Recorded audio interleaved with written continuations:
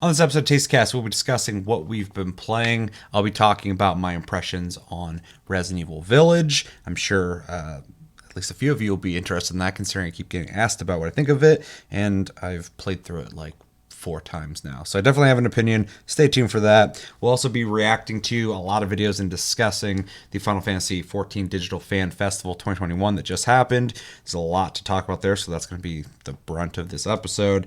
And then, of course, reading your comments. So, as always, down below, there will be chapters. Skip to whatever you want to see. But before we jump into all that, quick reminders to download and play Battlefield 5, Stranded Deep, and Wreckfest, all offered for free on PlayStation Plus. Make sure to download those, play those, come back at the end of this month, which is coming up soon. For Plus Club, let us know what we thought of those games. We'll let you know what we thought of them. And our game of the month, randomly picked, is Zero Escape, the Nunnery Games, which is a story puzzle style game. Make sure to play that. Come back at the end of the month as well for Game of the Month, where we will be discussing that game and picking our next Game of the Month for the upcoming month. We have a Patreon if you'd like to support this channel further than liking this video, commenting, sharing, and subscribing if you're brand new.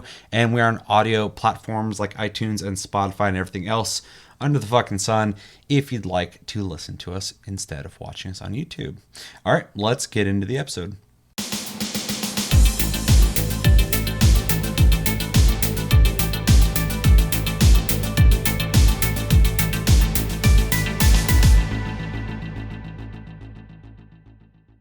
What's going on, guys, and welcome to episode 142 of the Tastecast, our weekly podcast. My name's Seth, and of course, joining me is my brother. To my left, your right, and up in the box, we got Chris joining us, and we got a lot to talk about today, particularly, or specifically, FanFest, which is going to be a fun conversation. You guys are going to be well more informed than I am on that. You guys can kind of steer me through those uncharted waters. But before that, how you guys doing?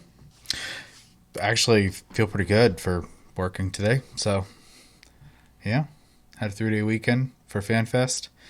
Unfortunately, had a headache through most of it. And then, of course, the day I go back to work, I feel good. Every time I saw you, you were like slouched in your chair, your eyes were bloodshot, and they're like half open, and you were just kind of like looking around, I was like hurting.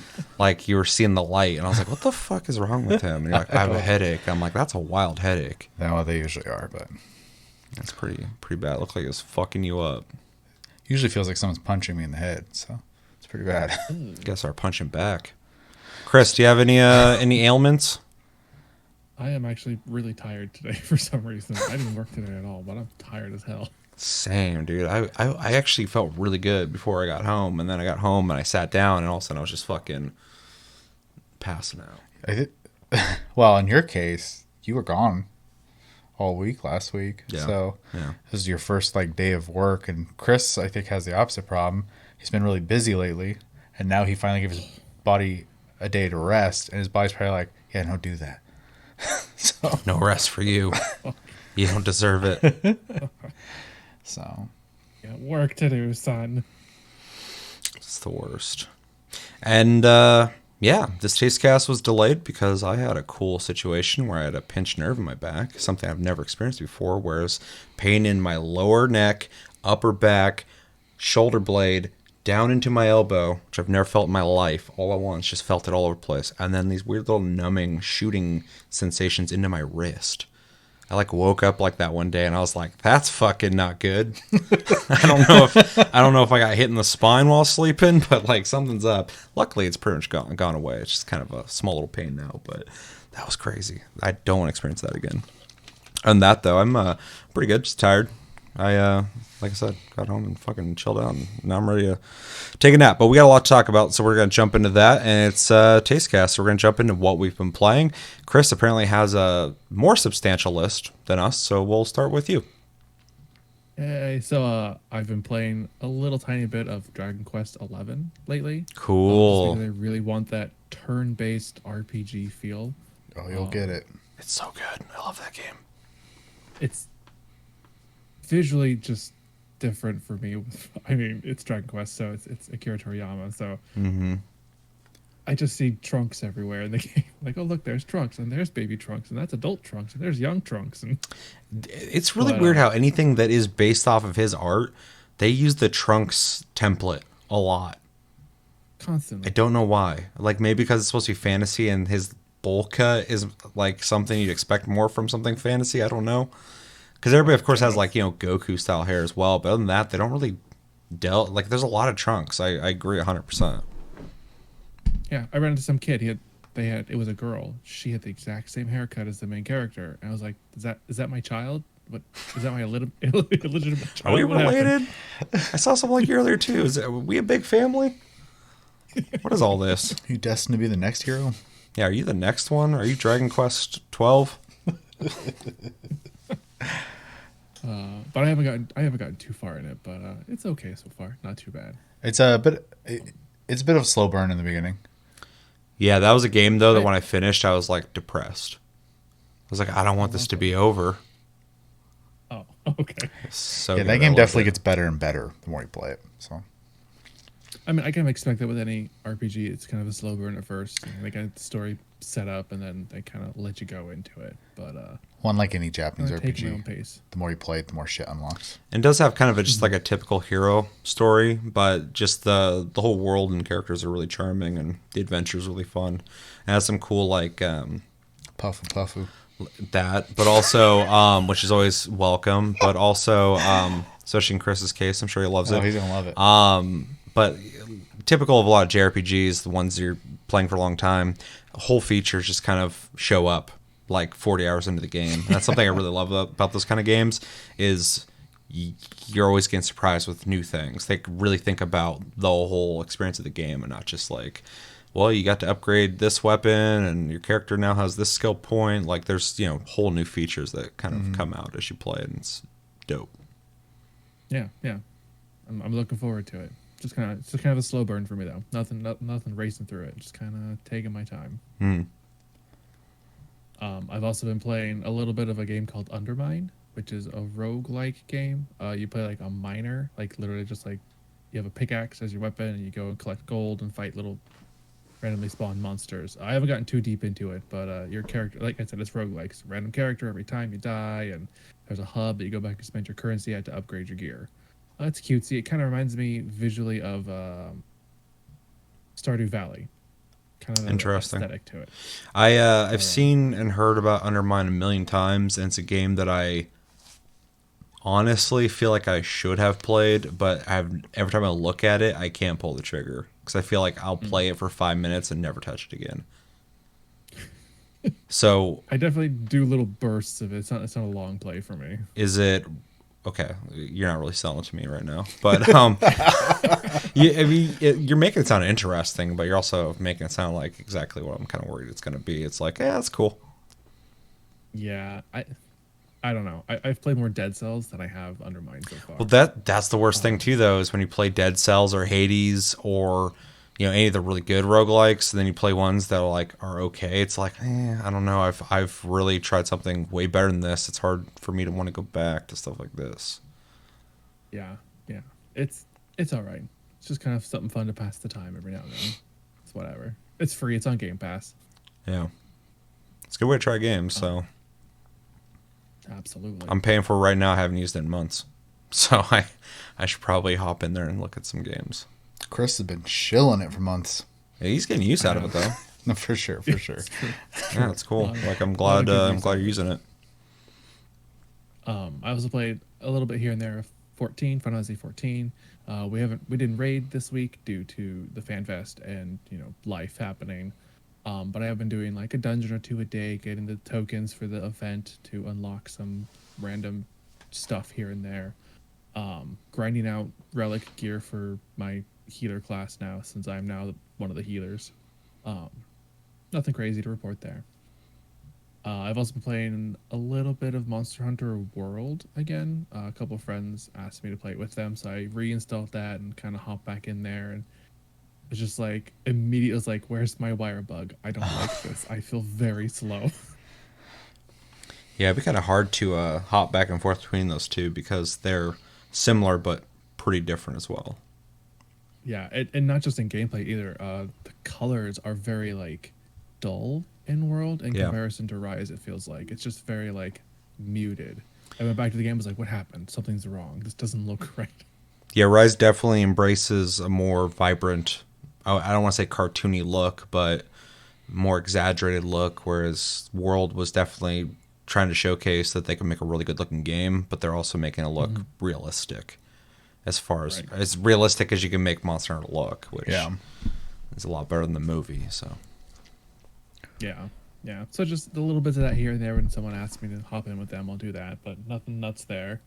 Uh, of course, Monster Hunter Rise. I've been playing that every day, like once a day, like a hunt here and there. Nothing crazy. I think I'm rank 117 now. The thing is, I've done all the available quests for the most part, except for the challenge quests now. So I the only thing I have left to do is like grind out like maybe be the completionist in me and get all the armor and all the weapons. But I don't go too hard on it, so I've reached pretty much the end of the game at the moment until they release more content. how many hours have you put into it? Oh, I have no idea. I didn't even check. I've put a lot into it. Yeah. I mean, I play like 2 or 3 quests a day. Yeah, so I'm probably about 40, 50 hours in, and I feel like I'm pretty much done, minus cleaning up my quest log. Interesting. Yeah, it's not super long, but they are similar to World. The next update's supposed to add more story. So, Yeah. Yeah. That's cool. yeah. I've been curious So about how just they're kinda going to waiting on support it. I know they're going to support it. I just don't know to Monster Hunter World extent or something more reasonable. So far, it's seeming pretty on track what they did with World. So far. Yeah, the last couple event quests they have 3 out. Last I checked, they give you an emote, a couple stickers, and a bunch of titles. Yeah. So pretty similar to what they do with World. Other than the fact that you have access to them all the time. They're not Yeah, temporary. it's like old school Monster Hunter where you have them. Yeah. You just download them; they're there permanently. There's no rotating of seasonal events. That's And pretty then cool. the last game I've been playing, actually, I don't play it anymore because I beat it, was Jedi Fallen Order. I sat down and beat the whole game. I heard it's pretty short. I would say it's relatively short-ish. Yeah, it's kind of short, and it's not really story-wise as impactful as I was hoping it would be. Because the story-wise takes place right after it's like same time as like I believe episode 6, kind of that. No, kind of. It's just after Order 66 happened and the Jedi are scattered and dead. I don't know the exact time frame, but you're hiding because of all that stuff because you're like a little Padawan type Jedi kid. Just a little Padawan. It's Little ginger okay. Padawan. You are Ginger Padawan. This is true.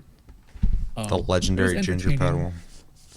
It was entertaining enough to get a whole playthrough for me. Maybe part of that's like the the nerd in me who really likes Star Wars, but it unlocked New Game Plus, and I was just like, meh.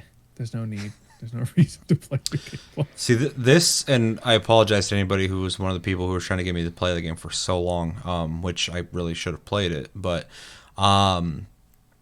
because I am an old school Star Wars fan, I'm not so stoked about like Disney Star Wars. Doesn't do much for me. In fact, some of it I really dislike.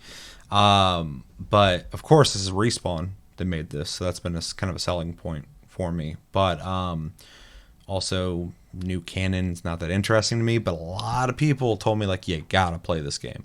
You gotta play this game. It's amazing. Game of the year material, stuff like that. Which that kind of hype's really exciting for me. But now you're just going like, yeah, it's cool, but like, New Game Plus, I don't really care too much. And so like that, I feel like that's a pretty reasonable. Not to say anybody who really liked it is being unreasonable, but with the amount of like positive hype I heard about it and people really trying to push me to play it, which I definitely should play it. It's interesting to hear a opinion that's not just like it's amazing or it's shit. So I mean, it's kind of nice to hear that. If you're looking for a fun little game to play through, go for it. I mean, I played it on not the normal difficulty, but hard. I played on hard, and had no real problems once I got combat down. It was just kind of rinse and repeat after that. And I was expecting, and this is just on my end, something more like Dark Souls, where you kind of like make your own character type scenario. I know you play as a character, but like stat wise or like build wise, you could kind of make it unique. And it's it's predetermined of what abilities and things you have and how fast they unlock based on how far you progress in the story. So Yeah, it seemed like they're trying to go for like an Uncharted style type game, like a third person story centric cinematic game. But then when I watched gameplay, it looked like it had a lock on system similar to Dark Souls. But I know because it's Star Wars, it needs to be accessible, so they're not going to make a Dark Souls game out of Star Wars, specifically, EA and Respawn. It'd be cool if they did do that, but they weren't gonna do that. So I only kind of saw like at the surface level that they probably were inspired by Dark Souls in some of its combat mechanics, but difficulty wise, I never assumed it was going to be crazy. So, and I actually heard on normal, it is a pretty easy game to play through. So it makes sense that hard wouldn't be like too crazy. Yeah. I was expecting or hoping for more, but that's just on my end going to it blind, really. Other than hearing like little rumors that it's kind of like Dark Souls. So yeah, it was fun enough to play through once, but I probably won't go back. You're really just kind of bringing up games that you're not selling to me, but you're like, yeah, they're cool.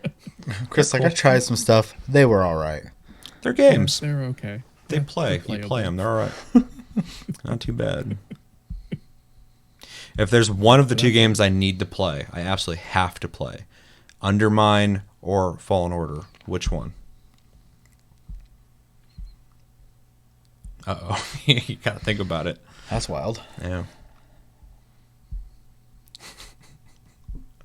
I would say do Fallen Order because it's got an interesting story. Wise, it's intriguing, but it's not like I don't know. Undermine is just like kind of like go in and click and kill things. There's no real like depth to it personally. Yeah. Yeah, I kind of assume that. I get worried about the story in Fallen Order though. Like I said, I need to play it so I can have a real opinion on it. But some of the lore that they're playing with also shares canon with something that a lot of people just kind of accepted. People with lightsabers using them like helicopters and flying around. And when you do that, you kind of lose me. What? In the one of the cartoons, I forgot their name, but there's this group of people, and at one point they put their lightsabers in the air and they start spinning like helicopters and they fly out, and I'm like, okay, yeah, laser swords are pretty crazy, but that you can get lift from that laser. Unless they're flying and they're doing it for a visual thing, which I would hate even worse. The Ginyu Force. Yeah, that shit kind of blew my mind. And people are like, it's canon, bro. It's canon. I'm like, okay, well, I'm not interested in that fan fiction canon, so. I don't recall that happening in the game, so you don't have to worry about it. Okay. I was like, Respawn would never do that. They're not going to do that to me. Like, they make dope-ass games. Why would they do that shit? So. I'm sure. You definitely, as far as like abilities go, feel like Luke when he's training with Yoda. Like you're kind of like getting there, but you're not quite. Yeah, I kind of felt like it's gonna be like one of those enough. Padawan stories where you're like kind of finding out your potential, which is kind of cool. Mm-hmm. Yeah, it's intriguing just to see kind of like the events that happen like after Order 66 takes place. That era intrigues me for sure. That guy in Grogu, wondering. How many people got out of that thing? Seemed like in the movies they like killed off like most of them, but it seems like they killed off a lot. But there's always like a group here and there that you hear about, one or two. Yeah. Yeah. Anything else? No, that's it. It's a good list. Play more Dragon Quest. That's the banger.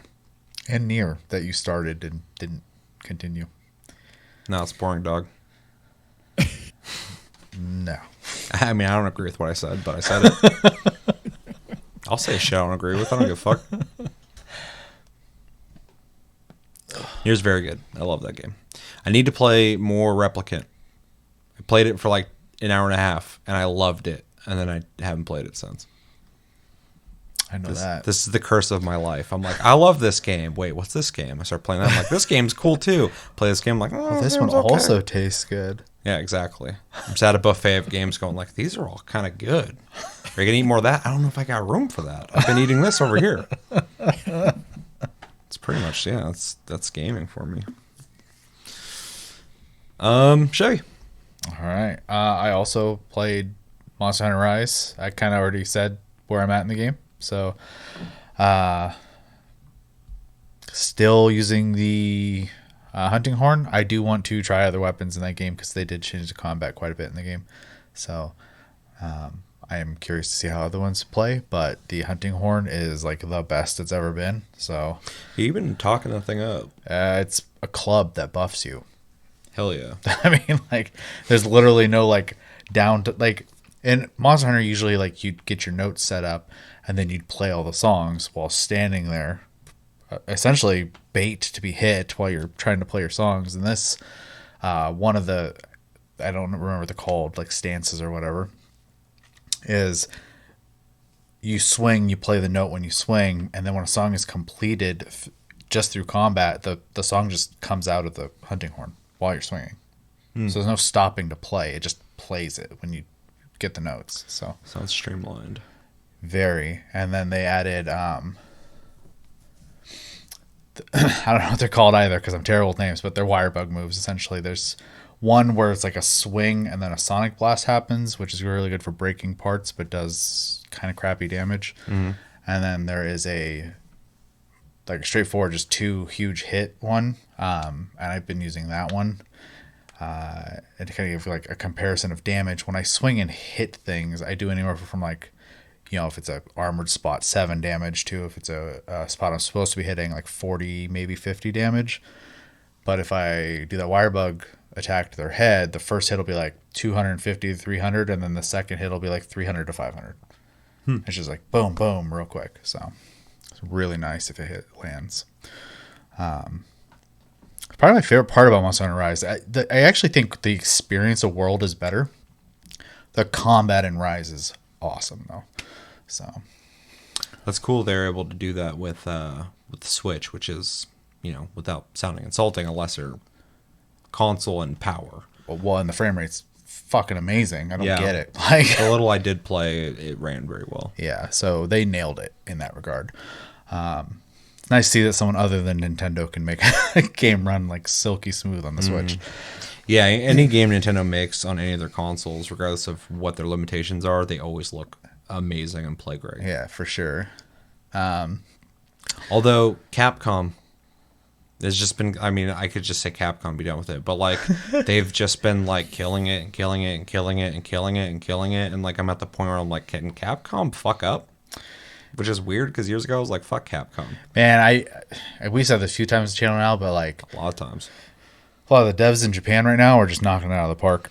Yeah, but Capcom is like fucking immaculate in what they're doing. Like everything they're making, I'm just like, holy shit, these guys do not fuck up.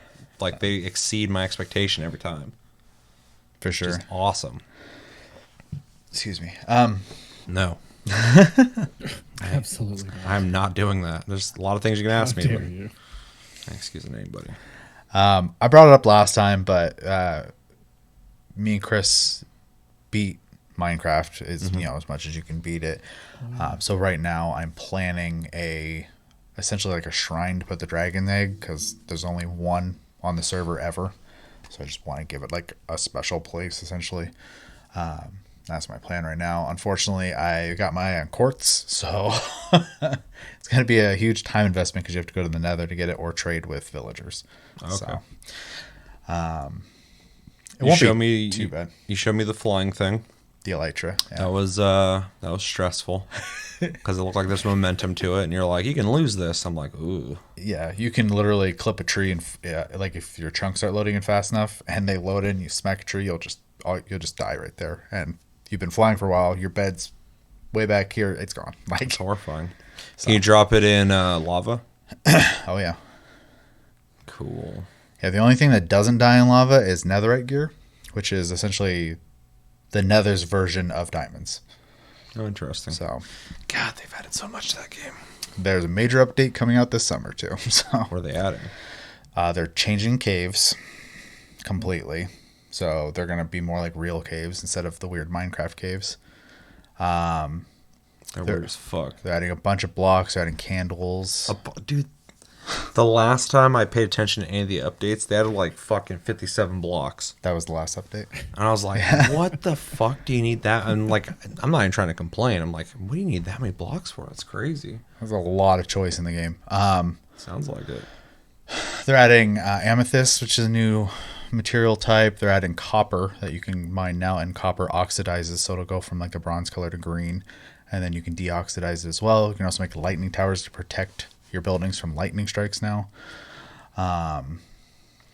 Is that common? No, but lightning, if you don't have a stone roof, will burn down your house. So, That's scary. yeah. So everything of mine is made out of glass and stone for a reason. And then, what else are they adding? Oh, so right now, like when you beat the game, you go to a zone called the End, and then there's a bunch of people who are watching this like, yeah, dude, I already know. I don't.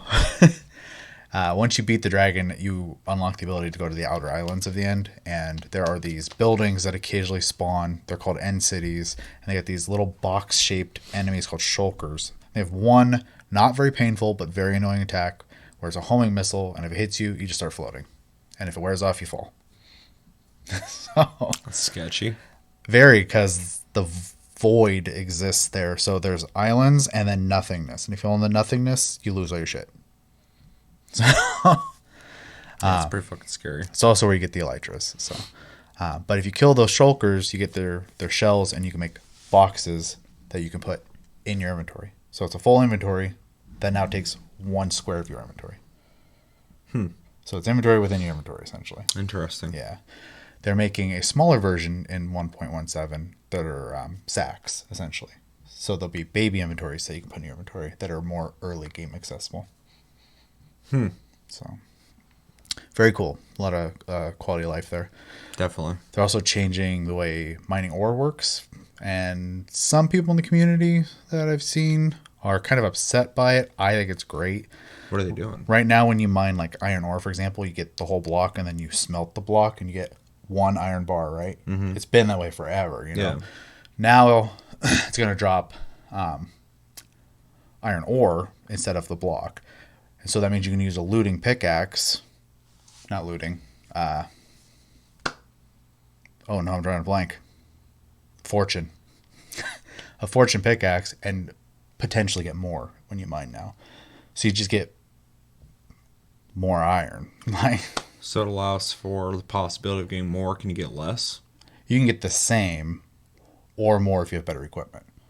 So it's just rewarding having better equipment. Yes.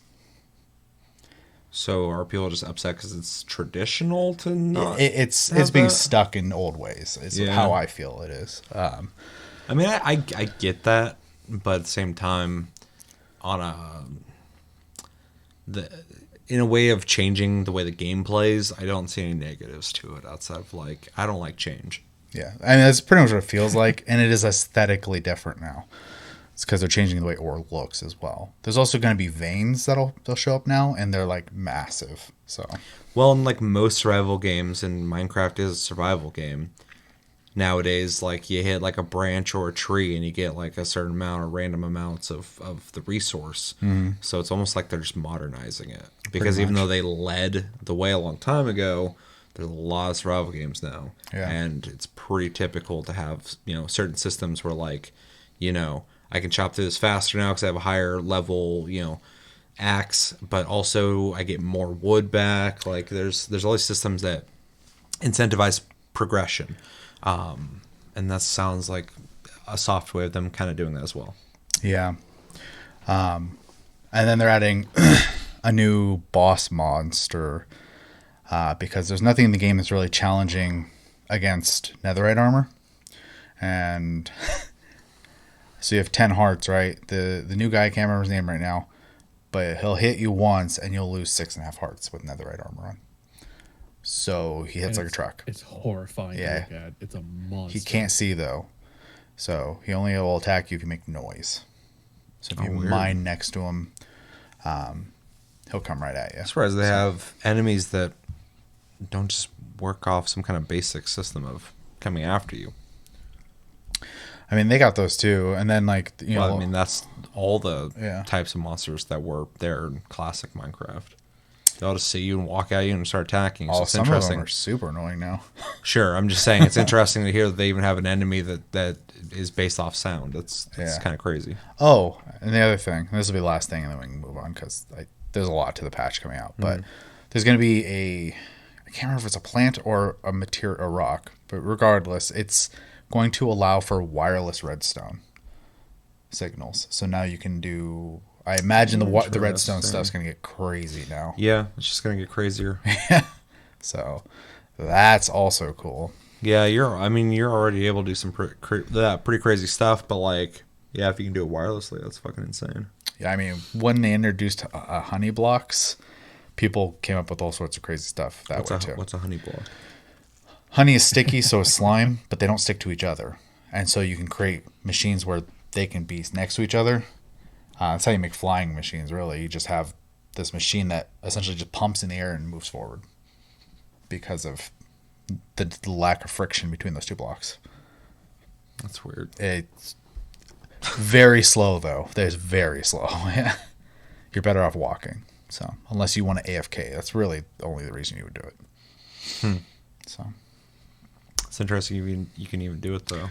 yeah, I mean, people take those same principles and they'll make automatic mining machines underground, and they can just stack them next to each other, and they'll just bore out things automatically just by standing on the back of them. So I'm not interested in that. I'm not playing the game at that point. I mean, they allowed it within the parameters of what they gave you. Well, they're not so- trying to stop it either. So. Yeah, I mean, like you're just taking advantage of the physics and the systems in the game. You could call an exploit, but you're literally just using the stuff that they have. So, 100%.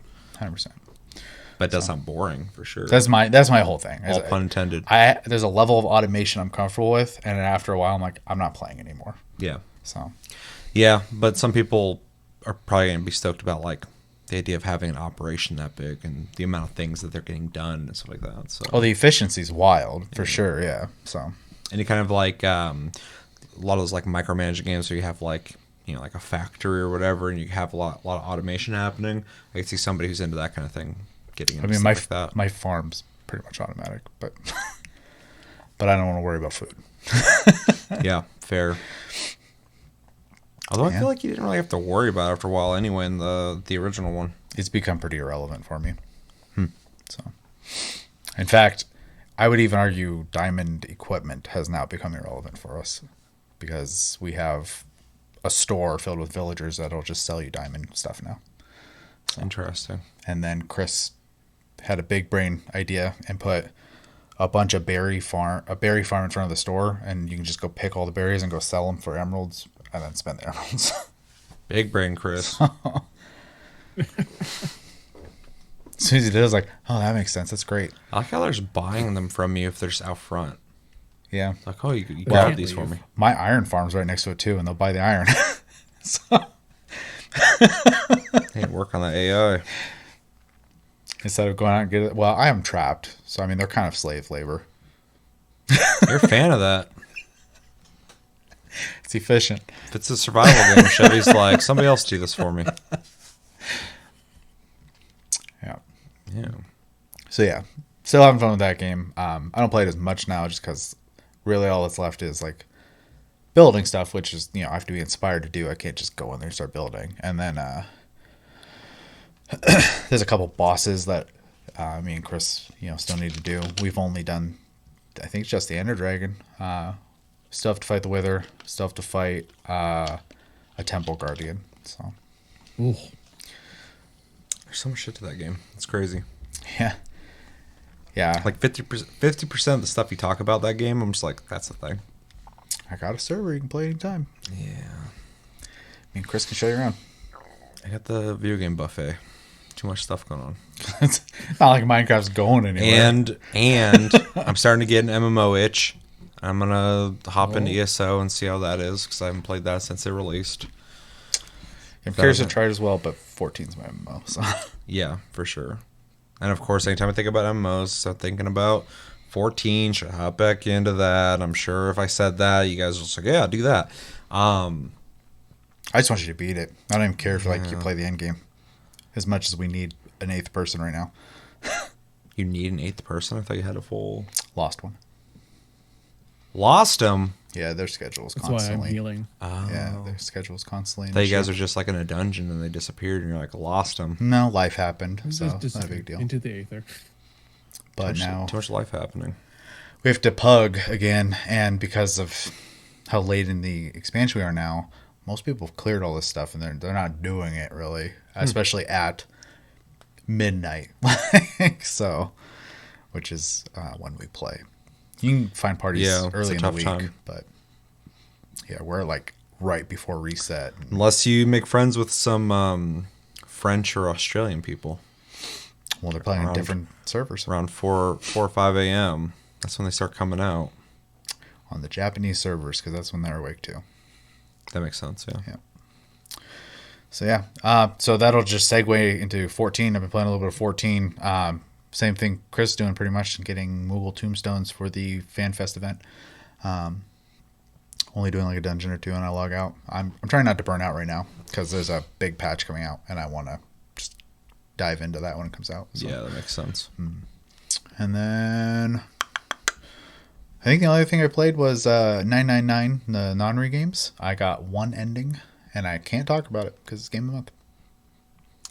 But for anybody who possibly might be playing this soon, wants to play it, and of course we're going to talk about this at the end of the month, but or maybe is playing it right now, they don't know, there is, I guess, a true ending in the game, but you have to beat it so many times. There are 4 endings you have to get before you can get the true ending. Yeah, because I heard that from you and somebody else, so it's kind of Stick. interesting. Yeah. So. Well, Sarah was also playing it, so she told me something about it. So yeah, it's interesting that you have to earn the true ending and not like do a certain thing to get to it. Yeah, like a lot of games.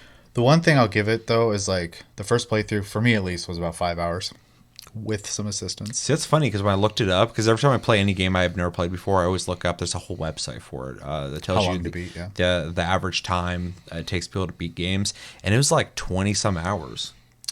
Well, playing it 5 times would be about 20 hours. But it didn't say that. Sure, so, yeah. So without context, if you can beat the game, well, a lot of people out there might just beat the game once and be done with it, which sounds like it wouldn't be beneficial. It sounds like you need to beat it multiple times to get the full experience. But a lot of people might just beat it once and be done with it. It's just like there's people out there who only beat Nier like once, and they were like, okay, I'm done.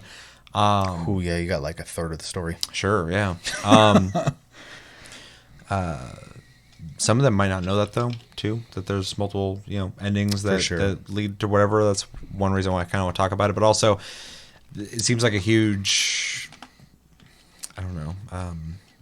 It's not specific, I guess. When I look that up, when I say like 20 hours, because then people are like, I beat it in 5, and I'm like, this sounds more reasonable when you can say like, oh, you can beat one of the storylines in 5 hours, as opposed to them just saying, 20 hours. Well, the good news is, when you're done and you save, it gives you a tree and shows you the path you took. And then you can literally go, I want to load right here, and then you can go down another branch.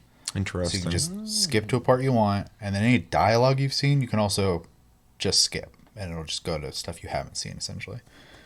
Kind of on topic. Have you played it yet, Chris? No. Okay. Yeah. We're definitely gonna have a conversation about it. I got a lot of thoughts about it. Yeah, I do too.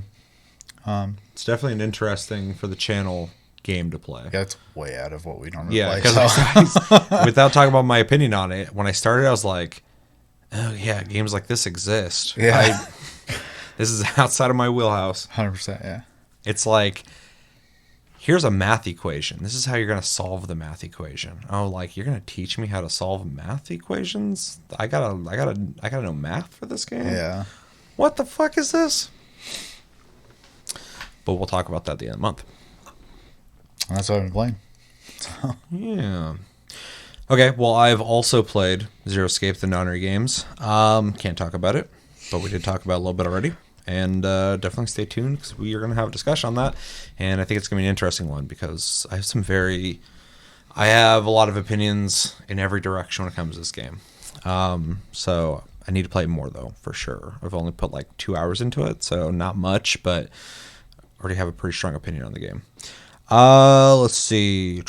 Played Scavenger some more. If you don't know what that is, it's a free-to-play battle royale that is only on PC right now. I'm sure it'll come out to consoles.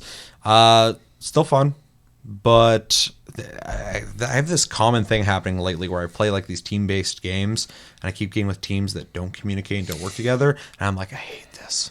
I hate this. Because I like the game, but you gotta have like cohesion. You need a team that works together, and when that doesn't happen, it's frustrating. So I'm like, I don't get to experience the game the way it's supposed to be experienced. But it's a cool game. I like a lot of things going on in that. I've unlocked it has this weird system where you craft your progression, and everybody does that as you play the game. And every time you craft a certain thing, it has a time limit you have to wait for. And the further you get into the stuff you're crafting, the longer it takes, which is kind of cool. But at the same time, people who have been playing it a lot more than other people are going to be set up better. It reminds me of old school Ark and EVE Online. Yeah, kind of. And I appreciate that they're even doing any kind of progression in a battle royale, because that's a tricky thing to do. Cosmetic seems to be the way to go, but for someone like me, it's not enough. So that I am actually unlocking stuff that everyone else is going to unlock eventually, so it's not that exciting. But it still gives you a sense of like, oh, I got a new thing to play with now. Oh, I got a new special weapon for this character, and it's kind of cool. But there's also like tiers in your crafting. So at tier 1, you can only craft these items. Once you've crafted all those items, you can unlock tier 2, but you have to craft tier 2. And once that happens, it takes a while. You can start crafting other items. After that, you go tier 3, tier 4. So it's got a lot of really cool stuff going on, but at the same time, I feel like I'm just kind of being fooled into thinking I'm progressing when it's just giving me the features that everybody else has as I go. So it's interesting. I respect that they're doing it. It's just it doesn't quite nail it, but at least it's a step in the right direction, because I think battle royales need to evolve, and it's trying it. So it also has a huge emphasis on scavenging outside of just looking for weapons. I really dig that too, because I like survival games. So it's kind of a cool mix. I also really like that you're fighting NPCs. Most of the time, I really like that mix if done well. So not much to report there. Would like to play more, but I need to play with people. On that note, been playing more Hood, Outlaws, and Legends, and this is a game that my opinion on the playing with people not playing well together is magnified by a lot. That game, you need to work together to have any kind of success. And if you're against a team that's even slightly working together and you're not at all, your team's just like, oh, I'm going to go do this, blah, blah, blah. You're going to lose every time. And it is rough. So overall, Hood, Outlaws, and Legends is fun. I think it's got a lot of potential, a lot of really cool stuff going on, but people need to learn the game, I think, a little bit. Also, some of the stuff feels kind of off. So, like, if you're standing behind anybody and you duck and hit E, I think it's E, you can instantly kill them. And I don't know how you can make that system feel better, but it feels a little too easy. Like, if you're in the middle of fighting somebody, you two are, like, swinging each other, blocking, dodging. Someone just, like, walk up behind you and kill you instantly. Boom, dead instantly. Boom, dead instantly. Or you can, like, be executing someone and someone's just, like, wait in line and just kill you after the animation's over.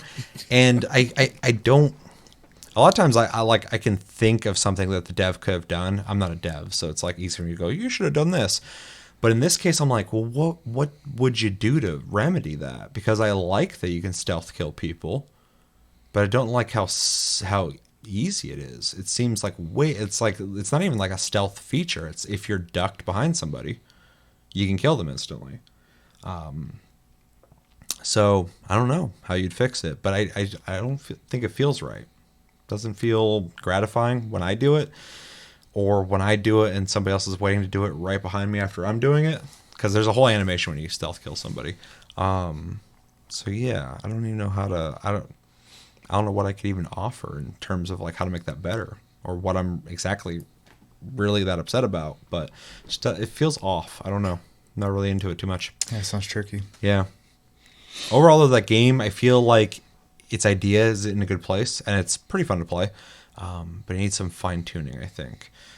So hopefully they're able to do that, because it's a really cool game. I'd hate to see it kind of fall off. I think it's doing well, though. Seems like there's always people playing. It's a lot easier to get in a game than the first day. The first day I played it, it took like 10 minutes to get into a game, which kind of sucked. Pretty long wait. But I think they're having server issues, which is to be expected, with any online game. Every game. Mm-hmm. All right, and I played a little bit of Resident Evil 7 because I've been playing a lot of Resident Evil Village, and we'll talk about that. But while playing Resident Evil Village, I was like, what does Resident Evil 7 feel like? I played it not that long ago, but now I've been playing so much Village. How different is it? And it's pretty fucking different. It's kind of crazy. They really fine-tuned the way Village plays to not be Doom, but to play well. Where 7 has this pacing that's like a lot slower, a lot clunkier feeling. And in like a survival horror environment, a game that's built around the idea of trying to be more scary than actiony, I guess, it works really well. But going from Village back to 7, I was like, I don't like this. This isn't as fun to play. The experience is still awesome. I think 7 is a really good game, and I'm really happy Capcom made it because it was their return to horror, essentially. But yeah, Village plays Village is fun to play.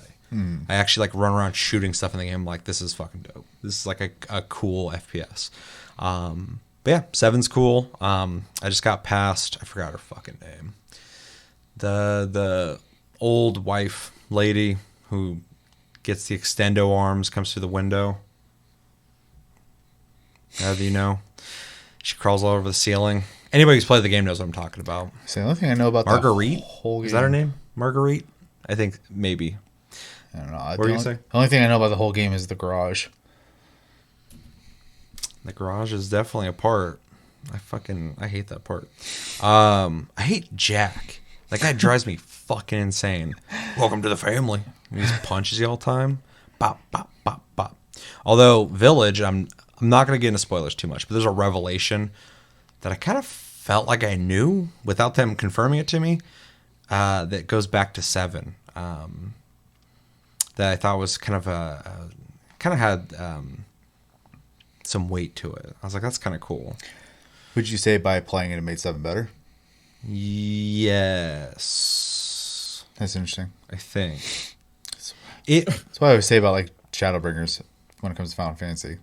So, okay, so I'm just going to dive into Village, but to kind of bridge it, Resident Evil Village does exactly what the fuck I thought I was going to do storyline-wise. What Capcom does with Resident Evil, it's like these people were connected to these people, and they're responsible for this, while these guys were doing that, and blah, blah, blah, blah, blah. They do that, which has always kind of drove me nuts about Resident Evil, because it gets so convoluted. But they did it the most responsibly they've ever done, in a way that I was like, that makes sense. That's cool, I buy that. I was just done with it. Like, I learned the connections to the other games. I was like, that's interesting. That's cool. That's like a new layer to Resident Evil that allows for almost more fucking branches of convolutedness that may possibly come. But when you ask, does it make 7 better?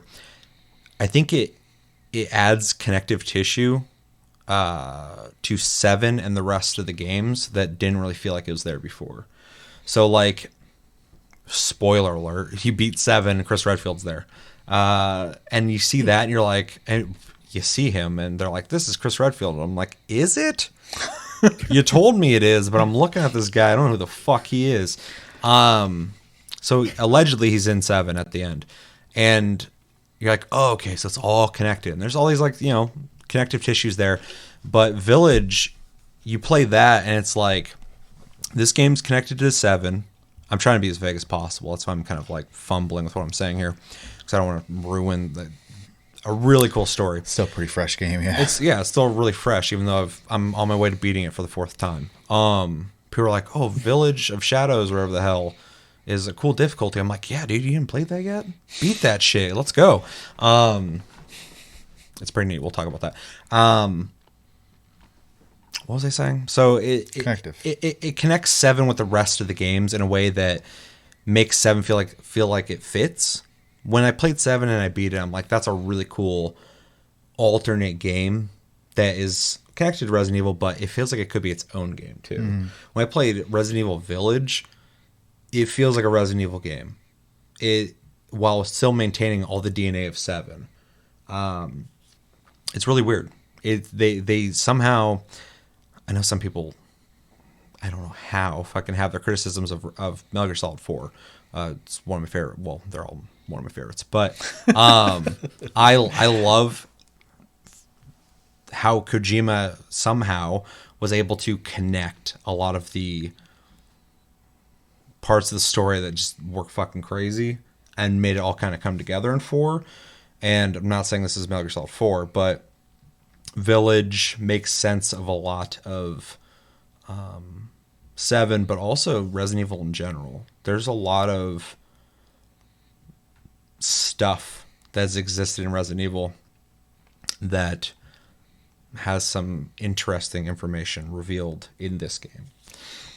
Really don't want to talk about too much. So it sounds like it's tying up a lot of loose ends. Yeah, but in like a light way. It just kind of adds flavor to the whole Yeah. series in a way that's not overburdening. That some of the games have come out and like went, well, wow, that family was over here working on this thing. This family was over here working on this thing. And there's apparently this whole operation, all this crazy shit happening over here that we never talked about before because we're just writing this now. This game could be that, but it's so remote and subtle and I guess influential possibly to the rest of the series that I think it's really neat the way they did it. So anyway, Village. Straight up, I'm just going to say it. Game of the year so far for me. That is very capable of changing. Something else could come out this year. I believe the new Horizon Zero Dawn. It's supposed to come out this year. I think it's a big maybe, but Pretty sure it's supposed to come out this year. Everything's God of War 2, but I'm like, you haven't heard anything about that game. Why would you just other assume? than a name. Yeah, Yeah. I have no expectation of that coming out this year. Except for at E3. Something else could come out this year and blow me away, but Resident Evil Village is absolutely my game of the year. I beat it and I was like, this is fucking good. Everything about this game was good. It's a beautiful game. It's one of the best looking games I've ever seen. Easily. It's gorgeous. Yeah, it's good looking for sure. And it looks great on console, but even like when I watch a video of somebody playing on console, I'm like, that game looks better than that though. That looks really good, but it looks better than that. Like the game, like it runs weird on PC, and at one point in the game I had to like turn some of the graphics down, and then I turned them back up. And even in that small section where I did that, there's a huge difference in everything. The game is gorgeous and it's beautifully detailed, and it's definitely inspired by Resident Evil 100% in the sense of like you come back and now you can access doors you couldn't access before, which is something I've always loved about the early Resident Evils is the sense of exploration. But it also feels kind of like Dark Souls in the sense of like you'll go down this path for a while and then you come out and you're like, oh, I'm back here again. And it's got a really intricate map design that I really love, mixed with how gorgeous it is. Exploration is interesting, and you want to do it, and it's rewarding. If you find a path you haven't gone down, sometimes there's just like bushes. You walk into the bushes, you see there's a path. You're like, oh fuck, what's down here? There's always something down there. It's always something down in the bushes. Yeah, and it's really cool. There's like side bosses and stuff too. You don't have to go fight, but you can to get rewards, which reminds me of Dark Souls. The game looks good. I'm just thinking about how good this game looks. Like you go into the village and it's got this cool snowy, foggy, misty look to it. It's dilapidated and destroyed because of the event that's going on. And then you just kind of look up and you can see just the huge fucking castle on the hillside in the fucking fog and the clouds. And then you go up there, and from there you can see everything. Like it just feels realized. The whole area is just like so detailed and intricate that I love it. Gameplay is way better than 7. Although I do feel kind of sad of the departure, how quickly we got away from that survival horror game that they made. Yeah. 7, because this does not feel the same. This game has some elements of fear. There's a part in the beginning, I'm sure a lot of people know what I'm talking about, where you get overwhelmed. And that part, everybody's like, this game's like Resident Evil 4. I'm like, that part is kind of like Resident Evil 4. But this game is an amalgamation of all the Resident Evils. But that part definitely does have that vibe. It's pretty brief, but in that moment, when you first start playing the game, you're like, oh shit, this is crazy. There's a corridor in a dark building with stuff that happens that everybody's talked about. That's also pretty creepy. Very creepy. I think pretty much across the board, everyone I've seen has reacted to that in the way that I'm sure they wanted them to react to. So it's maintained some of that horror element, but outside of the aesthetic being horror, which I love, but that's not scary. But outside of that, I really enjoy just like blowing away werewolves.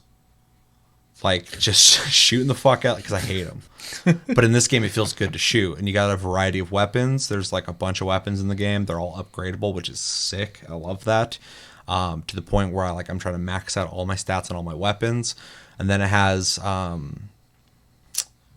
don't know if that's a spoiler or not. There's things to unlock after you beat the game that you don't have access to. It has New Game Plus. Well, it has New Game Plus as well, which is awesome. But it has things that don't exist in the game when you first play it that you can now unlock and access and play the game in new ways, which is awesome. It brings me back to older Resident Evils, but even me and you were talking about this before, but even like survival horror games of the past that had like these goofy things that kind of like they just kind of added and you can access it and you're like, oh, that's kind of cool, you can even do that, which I really like. Story is good. It's not even like okay. I think it's actually like a pretty cool story. It's a fucking anime though. It's like I played 7. I'm like, this is fucking crazy. It's a little out there. It's a little Resident Evil. Like they're kind of going nuts, especially towards the end. But it's got this like creepy story. But in this game, it's like, bro, fucking Mother Miranda and the Four Lords have stolen your baby, and you got to get that fucking baby back by any means. Destroy all the lords. And I'm like, is this an anime? And then all the dialogue is just like a little more badass than it was in the last game. And I'm like, Ethan's like a fucking action hero. This guy's kind of a badass all of a sudden. I'm into this. And all the fucking lords are like these like unique, interesting characters that I won't dive into too much. Of course, everybody knows Lady Dimitrescu, Mommy Milky, who surprisingly is, just a part of the game, just a section of the game. I won't say how much. There's other lords. I won't talk about them too much.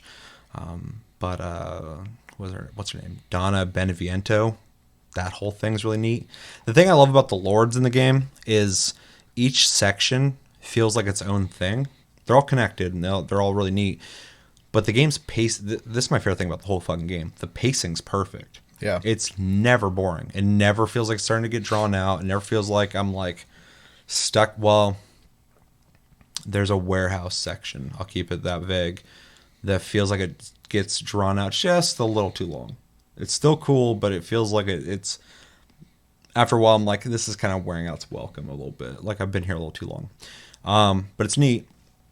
Even though there is a character that they designed that's straight up ripped off of some Dutch movie. Oh, you told me about that. Yeah, I don't want to talk. I'll do like a spoiler talk or something if you guys want to hear that. But because it's really hard to talk about this game because it's been out for like a week, and I don't want to just like start because like so many people on Twitter are just like spoiling it nonstop. The game had just came out and people were just like posting pictures of characters people don't even know about, and people are like, why'd you post like an HD picture of this character? And they're like, well, they're in the trailer. I'm like, but where in the trailer? There's no context. No one watched the trailer and went, oh, we now know who that is, and this person's just describing them. Let's see. Combat's awesome, guns are awesome, upgrades are awesome, characters are awesome. I like the lords. I love the location. Like I said, the visuals are awesome, but even the exploration's awesome. And the story is cool. I like it. I think it is kind of simplistic, but that's fucking fine for Resident Evil to do once in a while. For once, yeah. Because goddamn, Resident Evil 6, they just add and add and add, and when they add, they have even more. They pull one tried thing out of their playing that pocket. with They're like, you. look at this. You're like, oh, it's pretty cool. But also, and they pull this out, like, but this is also part of the story. It's like, okay, but what? How are those connected? But also this though, and the game you played 25 years ago, that is also part of this. And it's just like, Jesus Christ. Okay, I get it. So yeah, I really appreciate it. Had like a straightforward story that enhances other parts of the Resident Evil story. But yeah, overall, like I said, game of the year. Really enjoying it. I'm on my 4th playthrough. So if anyone's curious, I played on normal because I always play games on the standard difficulty when I first play them, just because I want to see how the developer has assumed most people should play the game. That's why I do it. I know everybody was like, you should play this on hardcore though, because that's how it feels like it should be played. I play on hardcore. It's not that different. It's a little, enemies take like a little more shots, and somebody said like there's less ammo, but I had plenty. Granted, this was my 2nd playthrough, but I actually sold all my shit off at the beginning of my 2nd playthrough and started new weapons. So I wasn't using my old weapons. Yeah. And I wasn't using infinite ammo. That difficulty boner mentality is fucking obnoxious, man. But to be fair, I don't with a lot of things I agree with that, but to each their own. If you like that, you like that. Sure. But the standard difficulty in this game does feel really fucking easy. Especially for a game that you're supposed to feel like you're on edge, you're running out of bullets, like very Resident Evil. Like, make these bullets matter because fucking you might not have any for the next boss. 7 did really good job at that game. Or at that game. Yeah, it did a good job at that game. It did a good job at that. I always felt like I didn't have enough going to the next situation in 7, but yeah, managed to get by. Whereas in this, it only feels like that sometimes when you fight like a boss and you have like 200 of this ammo and like 15 of that and 20 of this, and you go through all of it to kill the boss. But then you get it right back really quick. Right. So it is by design, and it's kind of neat, but after a while you kind of get used to like that's what they want you to do, and they're going to replenish your ammo anyway. So anyway, the normal difficulty does feel a little too easy. So hardcore does feel like where it probably should be when you start as normal or standard. So I get where people are coming from. I think people are talking it more though than they need to, in the sense of like, it's like a lot of people aren't hearing other people say the exact same thing, so they're like telling you like you should be playing on hardcore, and they'll be like you should be playing hardcore. I play on hardcore, and then I play hardcore. I'm like, it's a little better. I'll say there's a difference between like having suggestion and then just being a complete dork about it, and that's the part I can't handle, man. Yeah. But there is some validity to it. But there are a lot of dorks about it as well. Sure. But if you were to come up to me and you're like, "Hey, I played through this game and I think this difficulty actually feels more accurate," and you explained to me, you literally just explained to me like the way I think you should go about it. Normal feels a little too easy. Blah blah blah type of thing. I think that's the thing, is there's like a lack of discussion on why. Yeah. Versus just like people who are just like, there's a point of pride for playing a hard game, and they have to like make sure you know that I can't handle. Well, I've talked to plenty of people who are like, oh, I started on hardcore. I'm like, yeah, I've heard you do that, and they're like yeah, it's definitely definitely feels better that way. I don't know if they know how they know, because they didn't play normal apparently, but I'm always like, yeah, I heard that, and I played hardcore, and I do feel like it is the better experience of the two, not because of the difficulty. I just feel like it feels more in line with what it should be. Yeah. But, and I forgot it. I just beat it, but I think it's Village of Shadows, the hardest difficulty. That one was a bitch. I went through, I played that, and that one feels difficult. That one's a little in your face.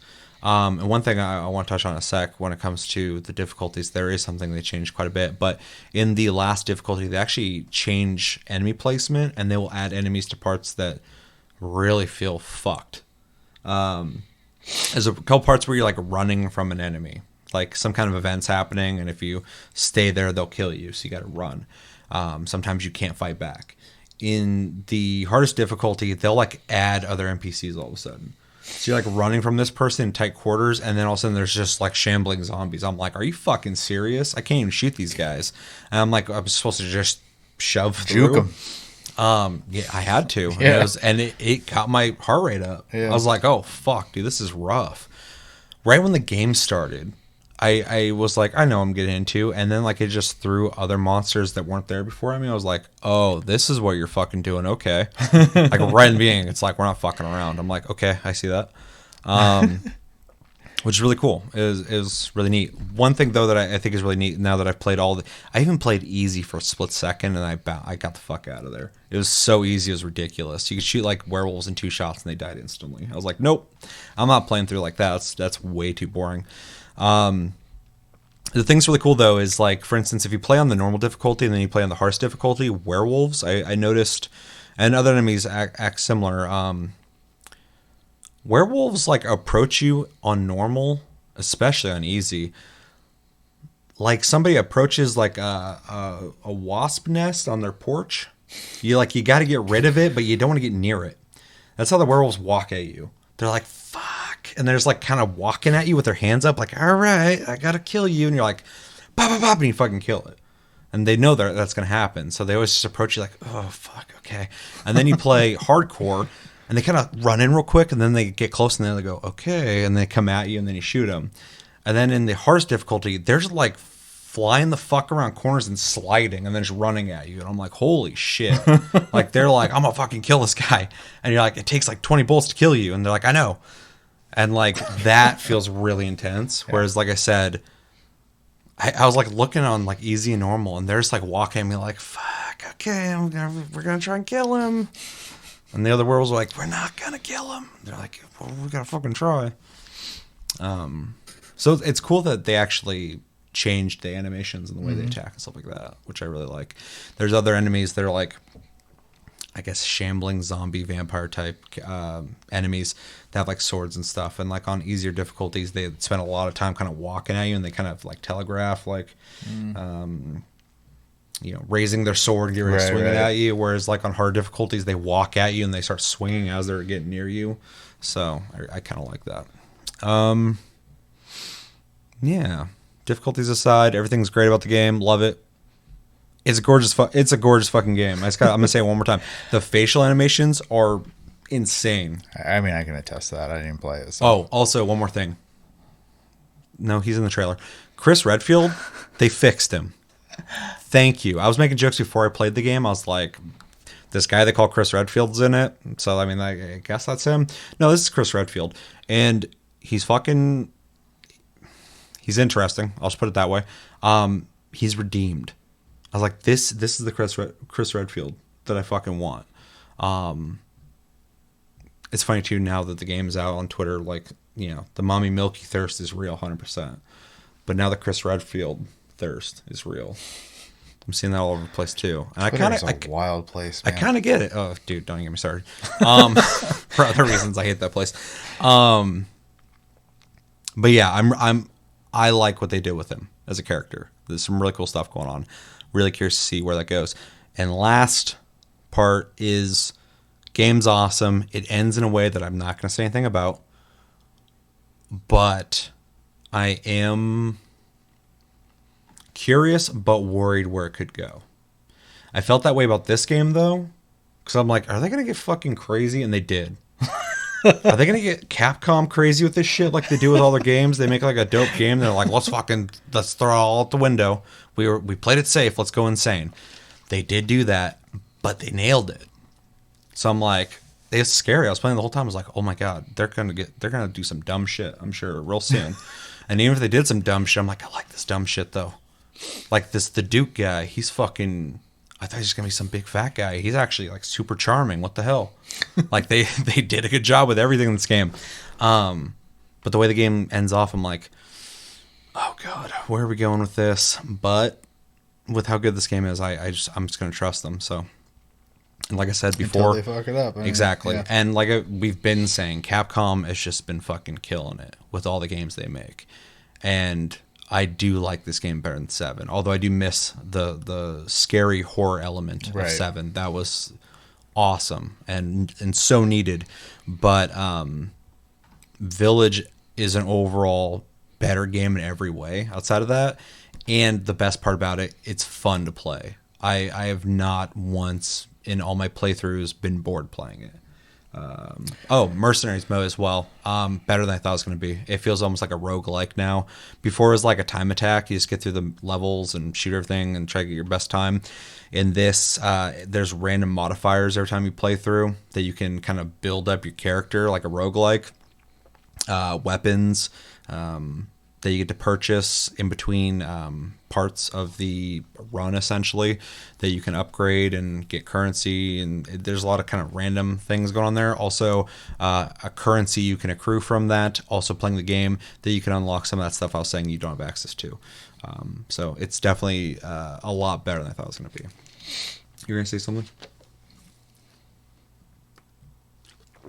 Wasn't that important apparently? So I thought you were like, but I just went off. So, lastly, if I was going to grade this game, I would give it a strong A. It's a fantastic game. It's very good, and definitely the best game I've played this year. I did play Fear this year. That's a really good game, but it didn't come out this year. So, definitely one of the best games I've played this year. But games released this year, best game I've played this year so far, by far. Really like it. Yeah. That's all I've been playing. I can't really add anything because I didn't play the game. I did see parts of it. So, like, when you talk about the graphics part, I could definitely test that, and animation and the very wild Capcom scenarios. It's a fucking spectacle, man. Like, for sure. If you would have, like, I've been, like, hyping the RE engine ever since I first saw it. I'm like, that's a good looking engine. But what they did with Village, I'm just like, is this one of the best looking engines out there right now? Like, that's Capcom. Well, I mean, it is one of the newest engines that exists. So yeah, but like, of course, Unreal is always fantastic looking as long as you're able to. It's pretty safe, I'd say. It is safe, but I think some people make some really good looking stuff. But I feel like by default, all your games are going to look fine. Yeah. With Unreal anyway, but I mean, that's the beauty of it, though. So. Which is crazy that Capcom made their own engine that runs on Switch, plays great, buttery smooth. That's impressive alone. But then also the same engine, you can crank that fucker up. Yeah. And it's one of the best looking things out there right now.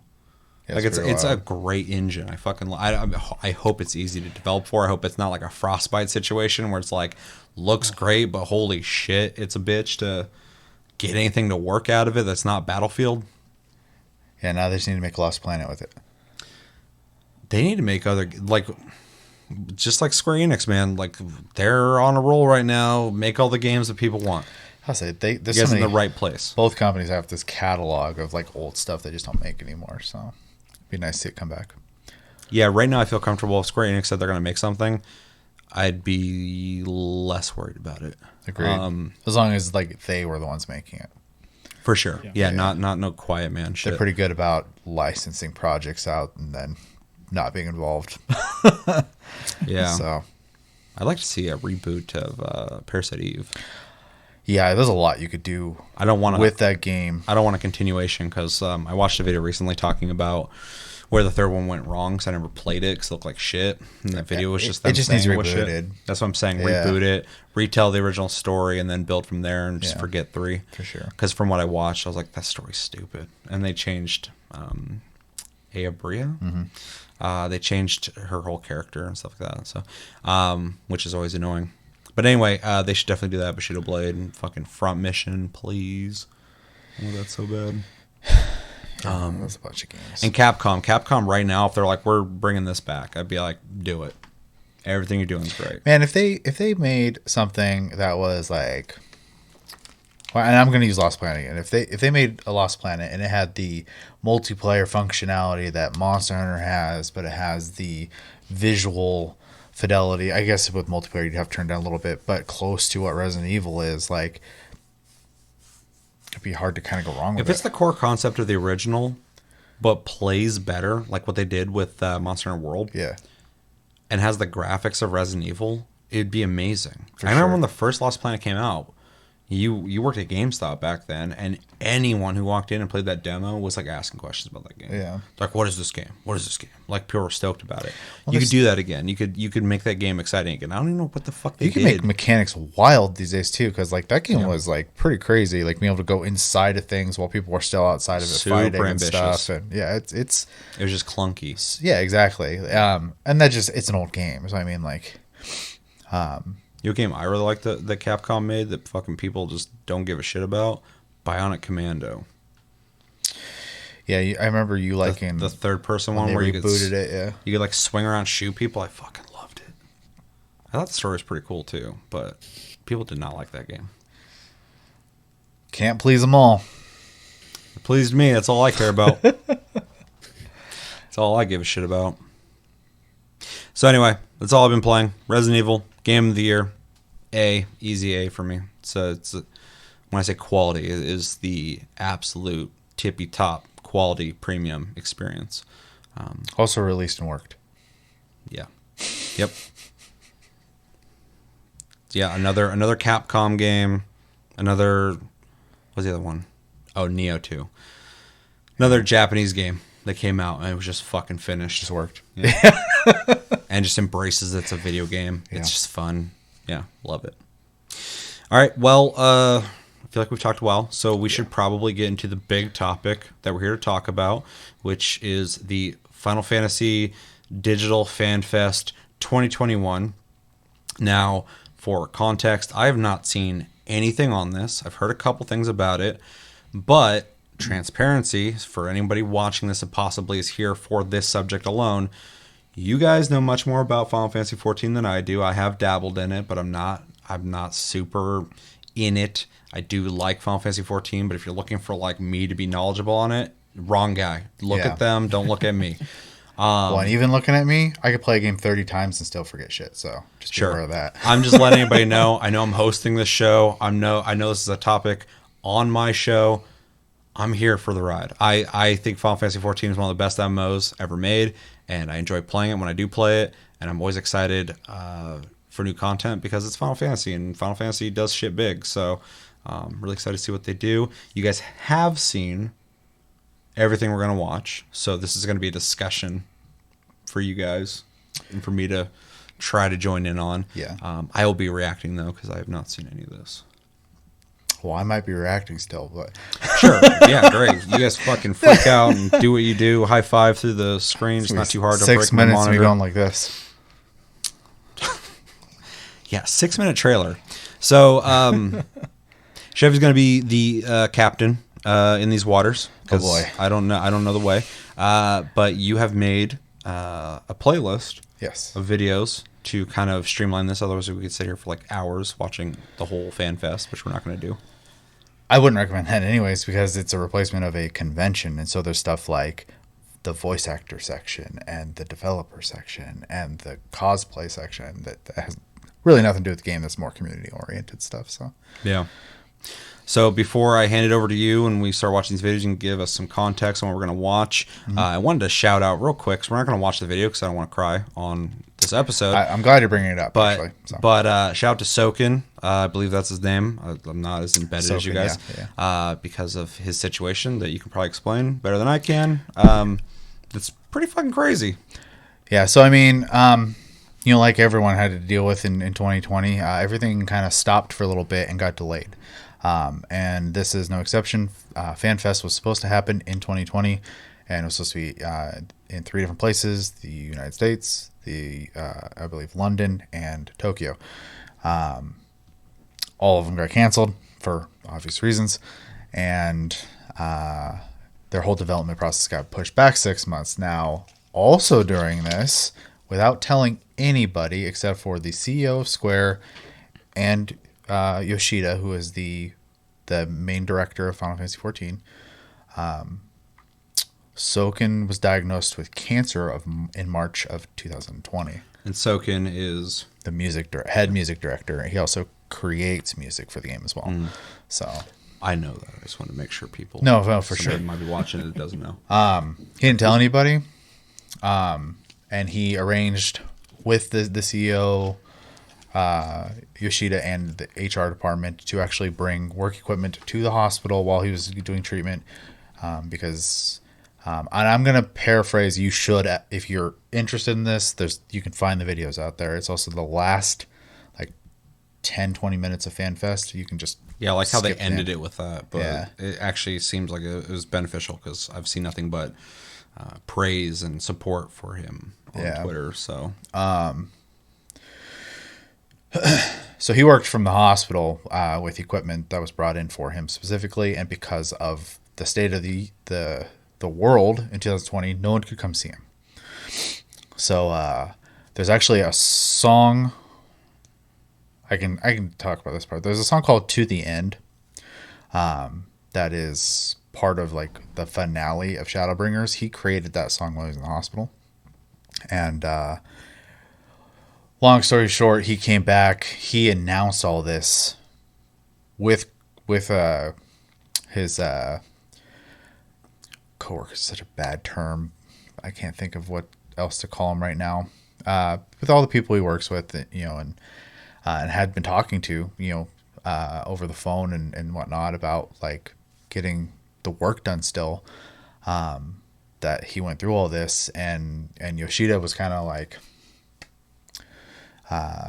had also kept it from him. So, long story short, he hit cancer. He had to work from there. No one knew about it. He kind of just told the whole world at once, and then ended on he is in remission. So he is, which is great, getting better. Yeah. So the community just kind of has been pouring love at the guy because nobody knew. Nobody knew. He went through that the whole fucking year. Nobody knew. He was still working on music for the game. Specifically because he didn't want to let fans down.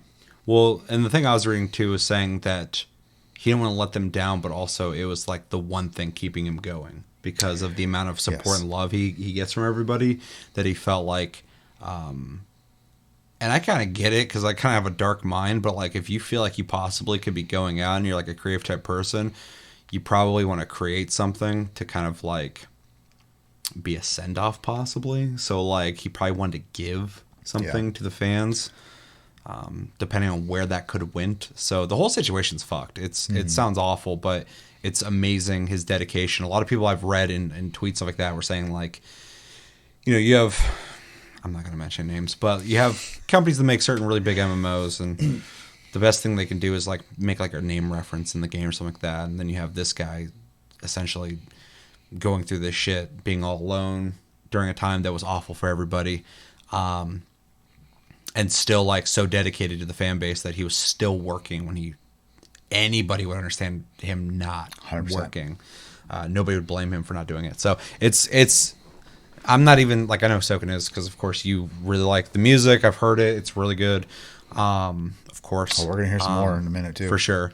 But even being kind of detached from the fandom and the community of that, reading that, I went through and read the article on it, and I was like, that's some heavy shit. That's some powerful shit. I sent it to Chris right before he went to bed, and he was like, thanks, that's exactly what I needed right before going to bed. Yeah. The amount of people too, they're like, because people are like, is there a video of this? People are like, yeah, and they kept linking and stuff like that, and people are like, Ice Ugly cried for 20 minutes straight. I almost cried. And some even reading it, I was like, it's heavy. It's heavy. Yeah. I was reading, I was like, fuck, this is rough. That's why I'm glad he's doing better. Yeah, it's just there's people who are like, I don't even play this game. This was fucking rough to like watch. So it's something I think everybody can kind of get behind. And I mean, outside of the fact that he's a human being, that whole dev team has just for 10 years now, nonstop, just been really good to their community, and they have a close relationship with us, which is awesome. I mean, there's other MMOs out there that people are not happy with, the people who make the game, and the people who make the game don't really give a fuck about that community. But so it is cool to see the exact opposite. Yeah. With it, like, I'm glad there's an MMO out there where people are like, they feel like they are part of a community, and even the people who develop the game, kind of like DE and Warframe, the developers are part of the community as well. It's fucking, I'm glad that's a thing that exists, because I see a lot of other people complaining about, especially at big companies, it's very rare, being betrayed. constantly. And like, Yeah. it's like you're in an abusive relationship. So yeah, if you are curious at all, I would recommend watching the video, hearing it from his own mouth, seeing the raw emotions. It is super heavy though, so like, fair warning. He's in remission. He's gonna be all right. Yeah, happy ending, but He's got the power of Final Fantasy saving him. we all do. Beautiful. So to kind of lead into what we're going to be doing, though, I picked mostly video reveals and the trailer. So it's going to be features, stuff they're adding, whatnot, and the full trailer. I mean, I don't really have much more to add to that. I do want to bring up a couple things real quick that was discussed that there's no videos for. One is a lot of people were worried that the game's going to end because this is the end of a 10-year story. And as many times as Yoshida has had to tell people the game's not over, he really emphasized, he's like, this game is my life's work. I'm not leaving until Square tells me to or I die.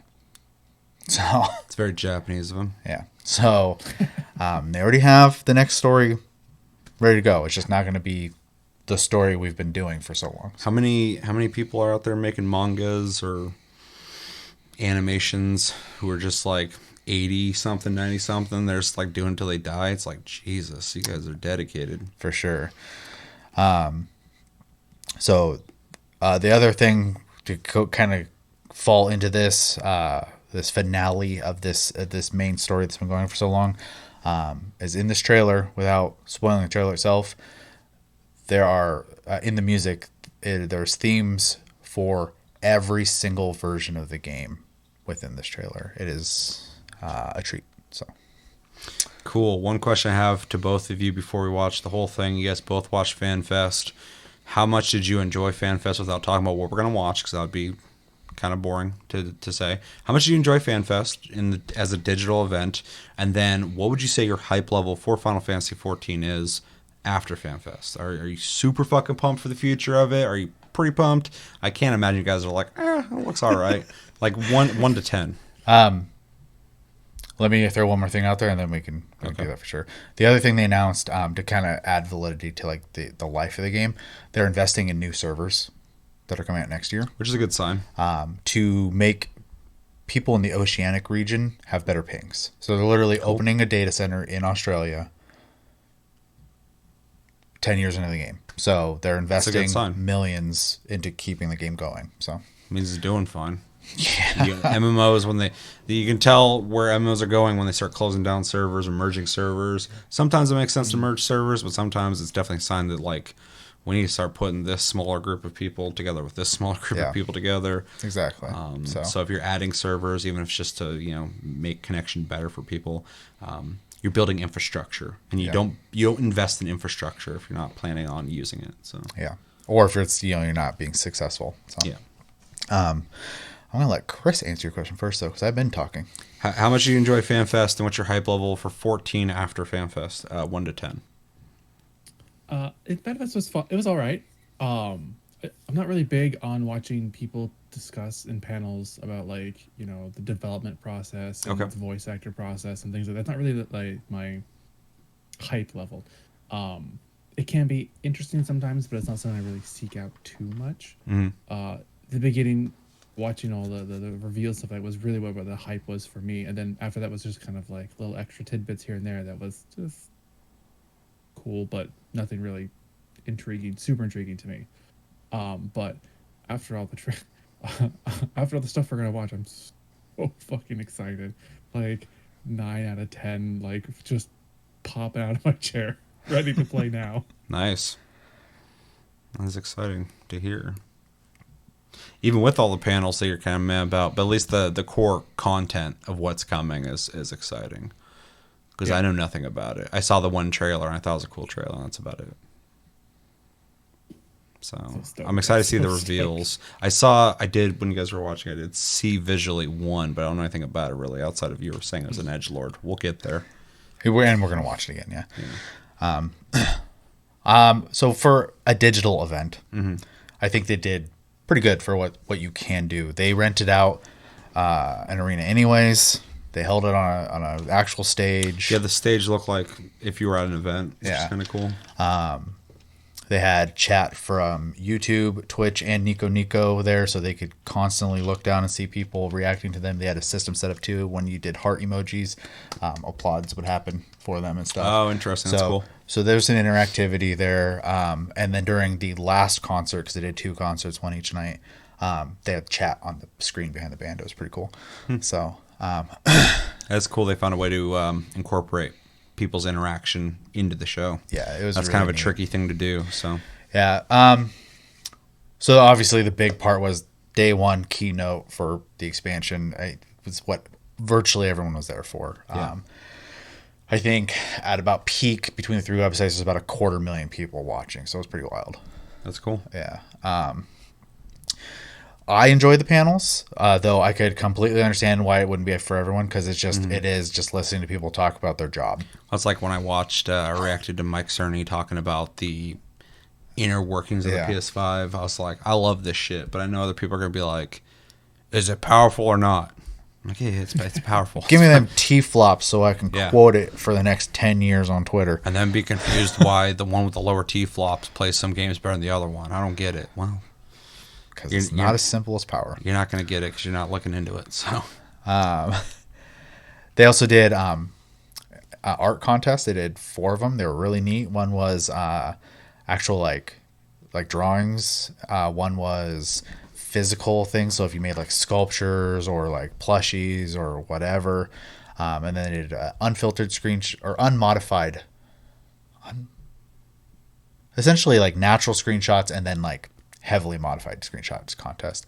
And voting happened on their website during the event, and then they went through and they showed off all the pieces and the winners and stuff like that. And then the cosplay contest they did in categories as well, and they said this is a casual cosplay because obviously everyone's stuck at home type of deal. And they did categories, and then Yoshida used the Yoshida number machine, as he called it, as he's just staring at all 3 screens trying to see what's getting voted on the most. it's a good machine. And I was actually there's some really creative people out there, man, like especially like not being able to like leave your house that much to do this kind of stuff. Some people just really got super creative with their cosplay, and it was a lot of fun. Well, they got a lot of time sitting at home to figure that out and dream up some shit. Who was the one who dressed up for the presentation? Because Jeff Keighley was like, he posted a picture of the guy dressed up. That's Yoshi P. Yeah, and he's like taking notes. I would love if Jeff Keighley came dressed up like something. I don't think he's gonna do it. Yoshida always cosplays for FanFest.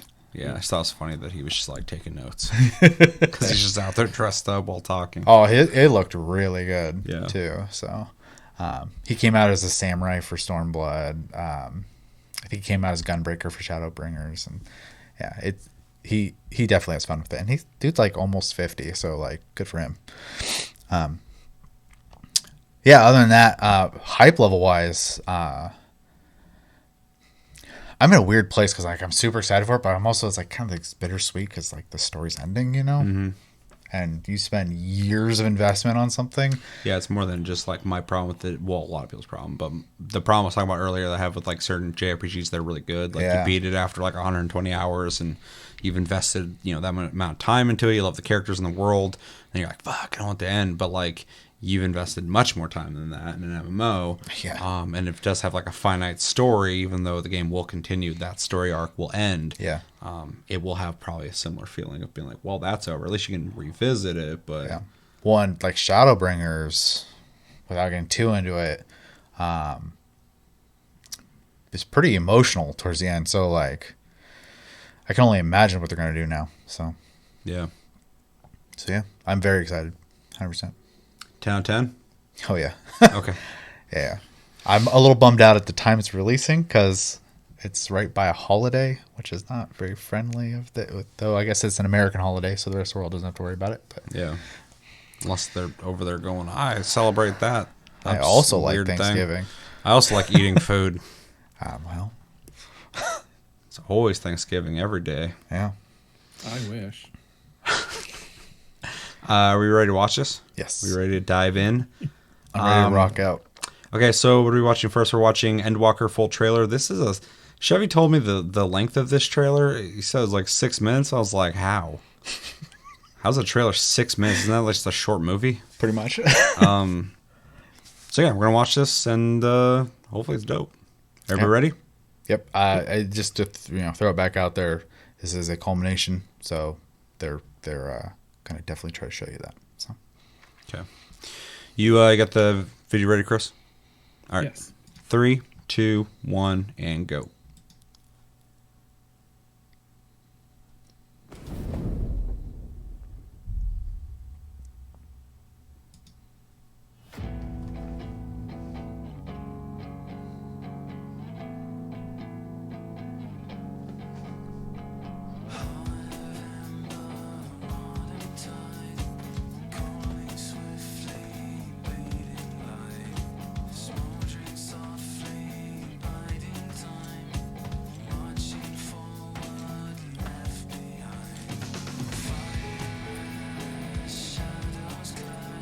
I ain't getting in trouble for this. It's fine, whatever. I don't think Square will block it. I think they just will ask for a cut.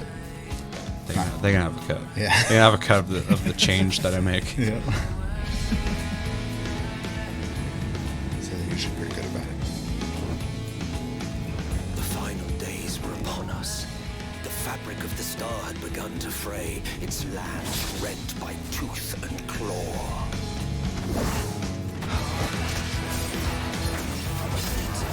I feel like this was shown in the original trailer. Something similar, at least. This is part of the teaser. Okay, yeah. Because it was the first job review. Oh, yeah.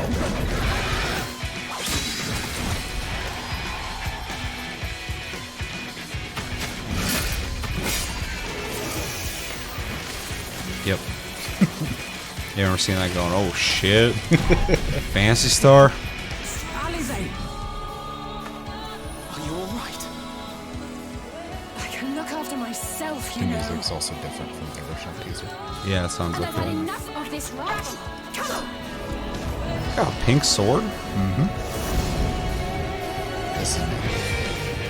As the chaos spread, the star seemed doomed to unravel. And yet,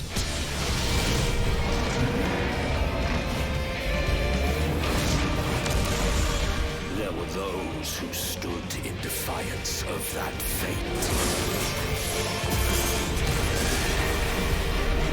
There's some Final Fantasy stuff. The hour is come, Vritra. It's all or nothing.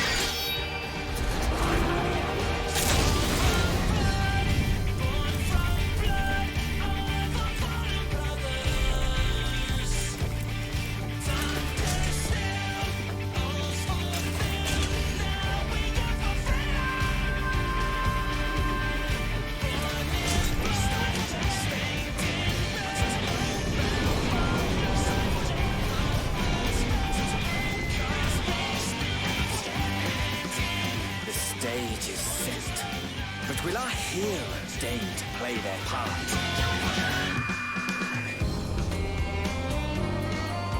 You took Like your the time. transitions in the music.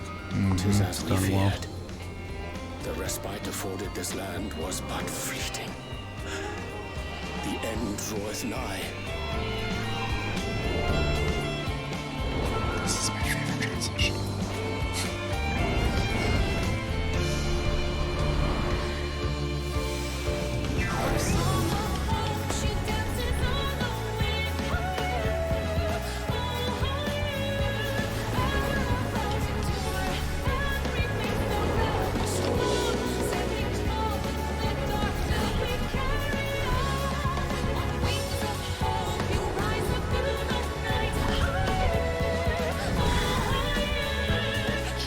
I knew it.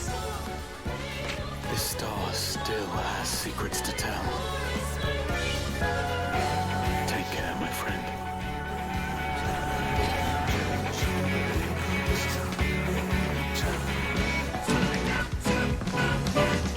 So, Charlian would keep its counsel while the world is lost to ruin. It would. Come what may, we shall live on. We must. Do as you must then, but we scions will fight until the heavens fall, until our last breath. Same, bro. I'm with you. There's the new job. This?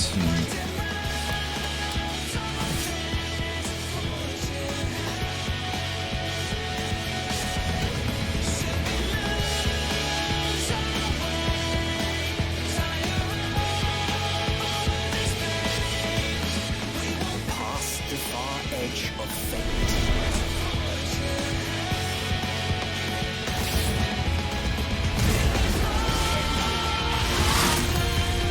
Green blades, dark and light. Mighty Moonworm? Has a mouth on the butt. Of the end.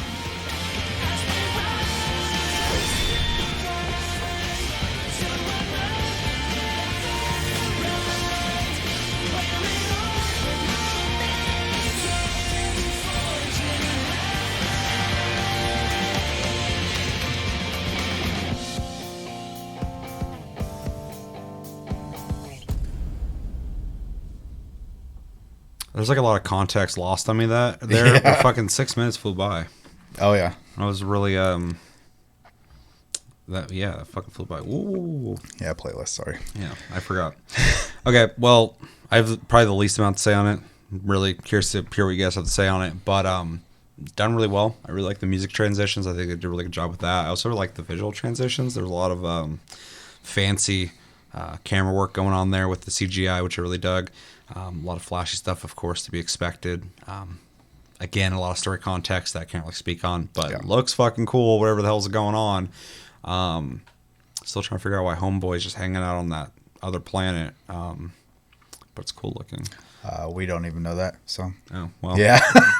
Good. We all don't know something. We just know we're going. Yeah. And the class reveal, which I believe there is a video on it. Yes. So we'll watch that. Looks cool, but I don't know if I'm like super excited. I mean, I gotta watch and see what they actually do, but someone who just uses a sickle is like or scythe. It's pretty cool. Yeah. But hoping it's dope. Looked cool though, like visually. Yeah, the Scythe class, they haven't really gone in any detail. Okay. So I'm reserving like excitement for it myself. It is flashy looking though. So Well, the new class in general is like exciting enough. yeah, But, for sure. But yeah, I was kind of expecting something a little more, I don't know, maybe crazy. Yeah, Flying things that shoot lasers. I mean, and like you said, we'll watch a trailer which will give like, an example of a handful of moves, but there'll be no context there either. So until they do, usually closer to the expansion release, they'll do a job action trailer, which will show all the new moves for all the classes. Gotcha. Yeah. So, yeah, for me, it's awesome just because there's a lot of there context-wise, a lot of things there. I feel like it all hit a coming lot together. harder if I was caught up to what the fuck's going on. But as a trailer, just to kind of go from there, I think like you, and I'm glad you said it. The transitions between both the visuals, the kind of like crazy camera work they did, lining up things like when Estinian like puts his lance and you get that sharp diagonal line because the camera's at a crazy angle. It's just super cool looking. And then when things pan over and then the music changes to fit within theme. That was something I was bringing up earlier is like when we got to the Estinian part, the dragon, it started playing Heaven's Word music. Okay. That's been changed. That is cool. And then, yes, and every time they touched on something that had to do with a part of the story as we've come to this point, the music changed again. So there's this constant flow of like this journey to this point. So Yeah, there's an interesting vibe going on too with the most of the trailers, but specifically this Endwalker theme that they're kind of doing that does feel. It's funny because when we originally watched it, I felt like it was a culmination without knowing it was, and so they definitely got their theming down. But when it comes to MMOs, if you can even talk about MMOs anymore, that as if there's any standards to that anymore, but most of them are like fantasy themed. So like their trailers for whatever's coming out is always typical in the sense that they're like cinematic but like epic. Yeah. They got the epic music, the whole kind of music, stuff like that. So it's really interesting what they do because it's kind of experimental in the music for sure. Oh, yeah. In the way that it works, but also the visual styling of like. I mean, it's Final Fantasy, so it makes sense, but some stuff kind of looks futuristic, some stuff looks fantasy, but then the cool transitions they're doing that feels modern in the way that they do it, it's really refreshing. I mean, Final Fantasy 14 is its own MMO. It's not comparable to other ones. So, and their trailers are the same, so which I really enjoy. Yeah, it helps, Visual Works. This is the same, studio that did like Advent Children and stuff like that. So I mean, like, Yeah, that makes sense. yeah. So it is going to come off very cinematic. I also like that it definitely makes you feel like effectively the world's ending. Yeah. So even without the context, Yeah. I feel that for sure. So, yeah. I don't want to go too much into it because like I'd just be explaining Final Fantasy 14 at that point. So I do just keep it on the trailer. I think it literally does what I wanted it to do. It hits a bunch of points.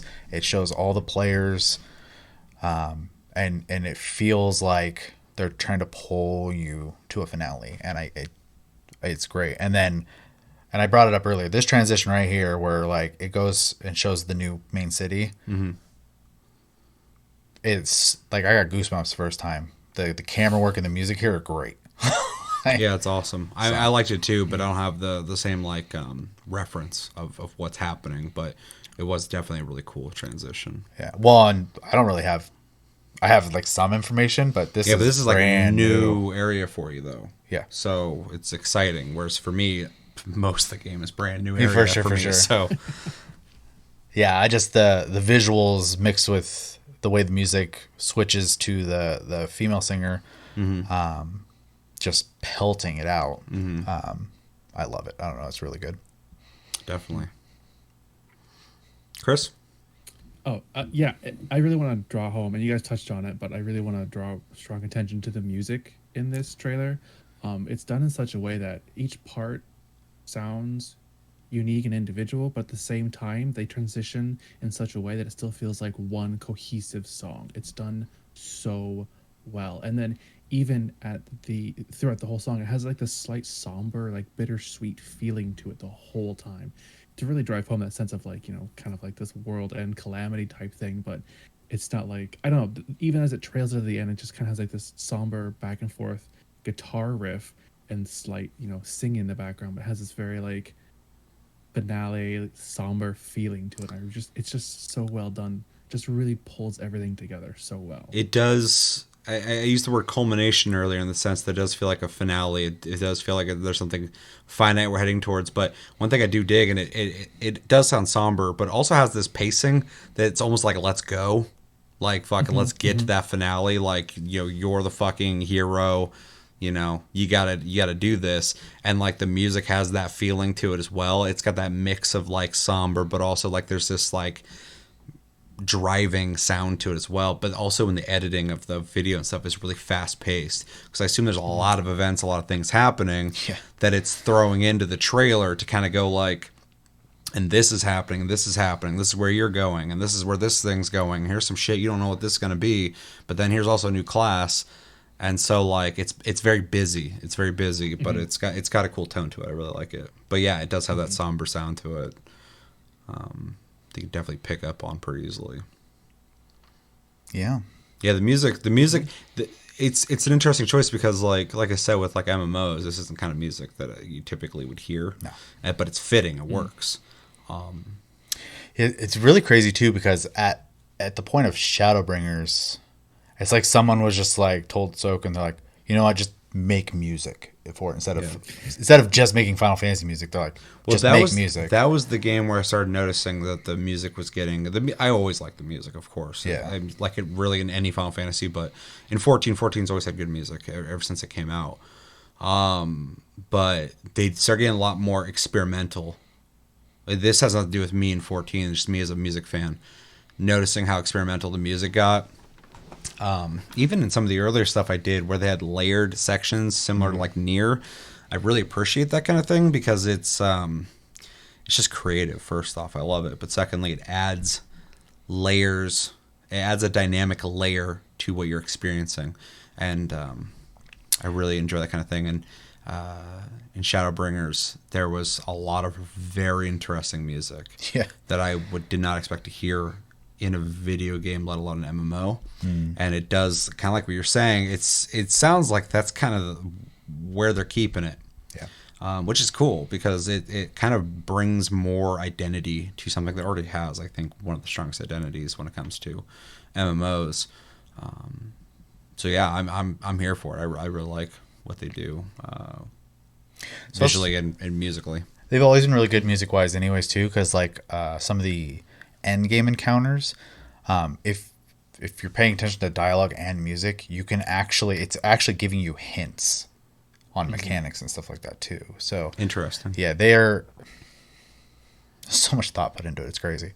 So, no, I love that shit though, because that's just like small details in games where like your character will do something that they didn't have to put in it, but they did. Yeah. And those small things I love, just like musically, if somebody thought to do something, even if I hear a song unrelated to anything, you know, what we're talking about, but like, and there's like just one part in the whole song that did something, I always hear that shit. I'm like, that's fucking cool. Like that was a neat idea that they did there. And so I always appreciate what people do with sound, creatively, getting experimental and doing stuff like that. For sure. Yeah.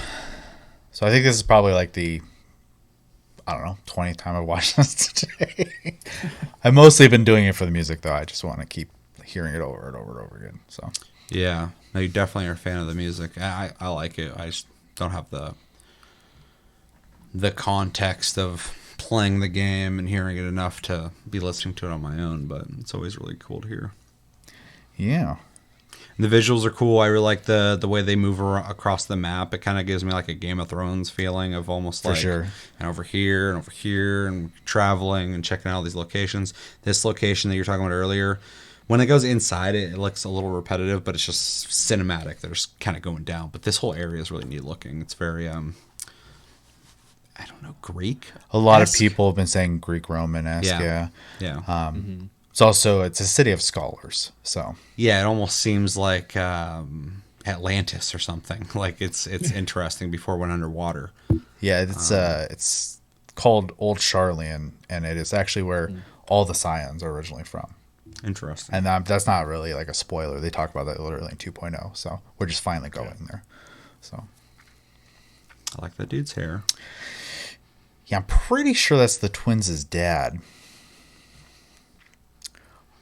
That's the guy, huh? Yeah. That's the guy who makes twinses. Yeah. Cool trailer, though. Anything else you guys want to say on it? I mean, I'm probably going to watch it a few more times, but... Yeah. I would say you just want to watch it again. Yeah, for the fuck of it, let's watch it one more time. You ready, Chris? Pull it back to 0. Okay. Ready? All right. 3, 2, 1, go. After this, we will just move on. What's next video you're watching? I don't remember the order. Okay, we'll figure it out. Yeah. Class reveal. The new job. Go.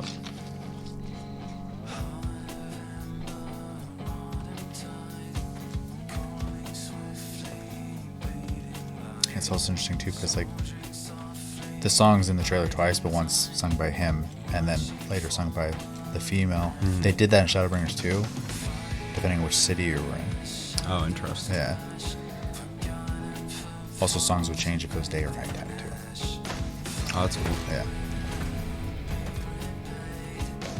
I hope his shoes actually say Square Enix on the bottom. I want some shoes That say Square Enix. on the bottom. Can only imagine what they Final charge. days were upon us. The fabric of the star had $600. begun to fray. Its land rent by They do a tooth and $3,500 guitar coming out. Looks pretty cool, honestly. Not even for like me and Final Fantasy 14. Just looks like cool guitar. Yeah. I like the colors. I like the watches. The watches are very cool looking too. I think they're 400. Did you show me the watch? No. I remember you talking about it, 'cause we were talking about 400 is steep, and I'm like, not for a watch. Yeah, jewelry. No, not at all.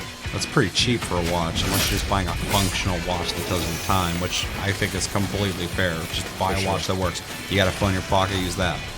But if you're trying to get like a fancy, nice little watch to show off, $400 pretty cheap as far as how expensive watches look get. after myself, you know. And I've had enough of this rubbish. Come on.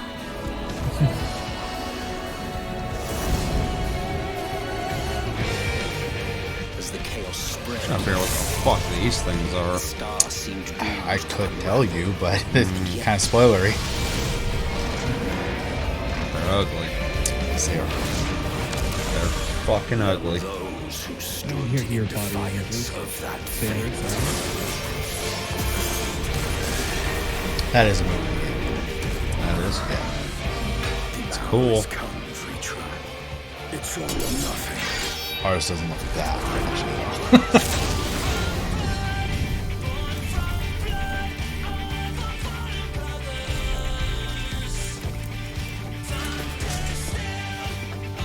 I'm so ready to kill this guy. Same. Looks like a dude worth killing.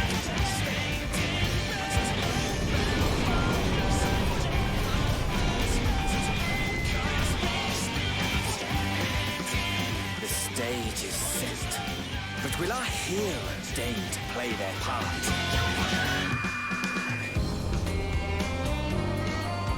You took your time. 'Tis as we feared.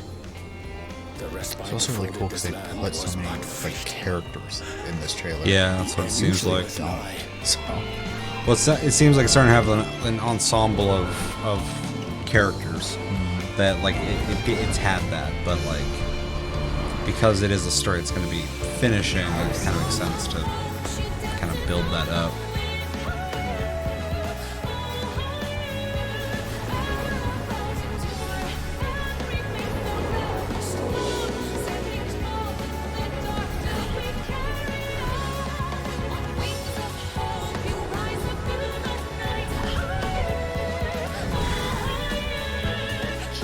I knew it. bolted and he's in there. The star still I'll have has to leave. secrets to tell. He likes the late night snack. Take care, my friend.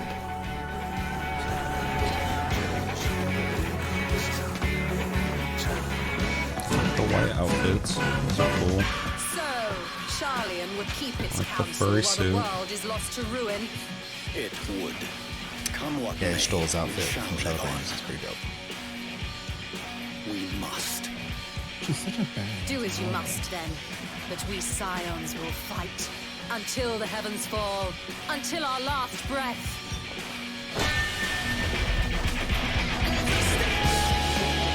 You sure how expensive this floor is? Don't be slamming shit on it. Walking in my house and breaking shit. I think that dude's outfit looks pretty cool. Anything else? You're at the side. Yeah. Past the far edge of fate. Oh, I'm a huge fan of his little gem in his forehead, but It's a garland thing.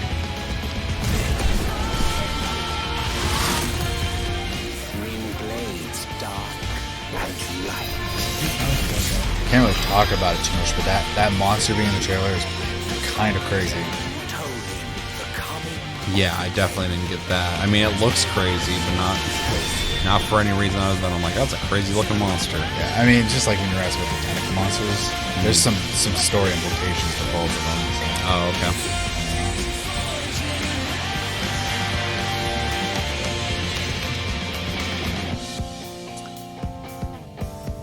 All right, cool trailer. We talked about it. Fall 2021. We didn't talk about that real quickly. That seems soon. Yeah. I didn't realize it's coming out that soon, so that's pretty exciting.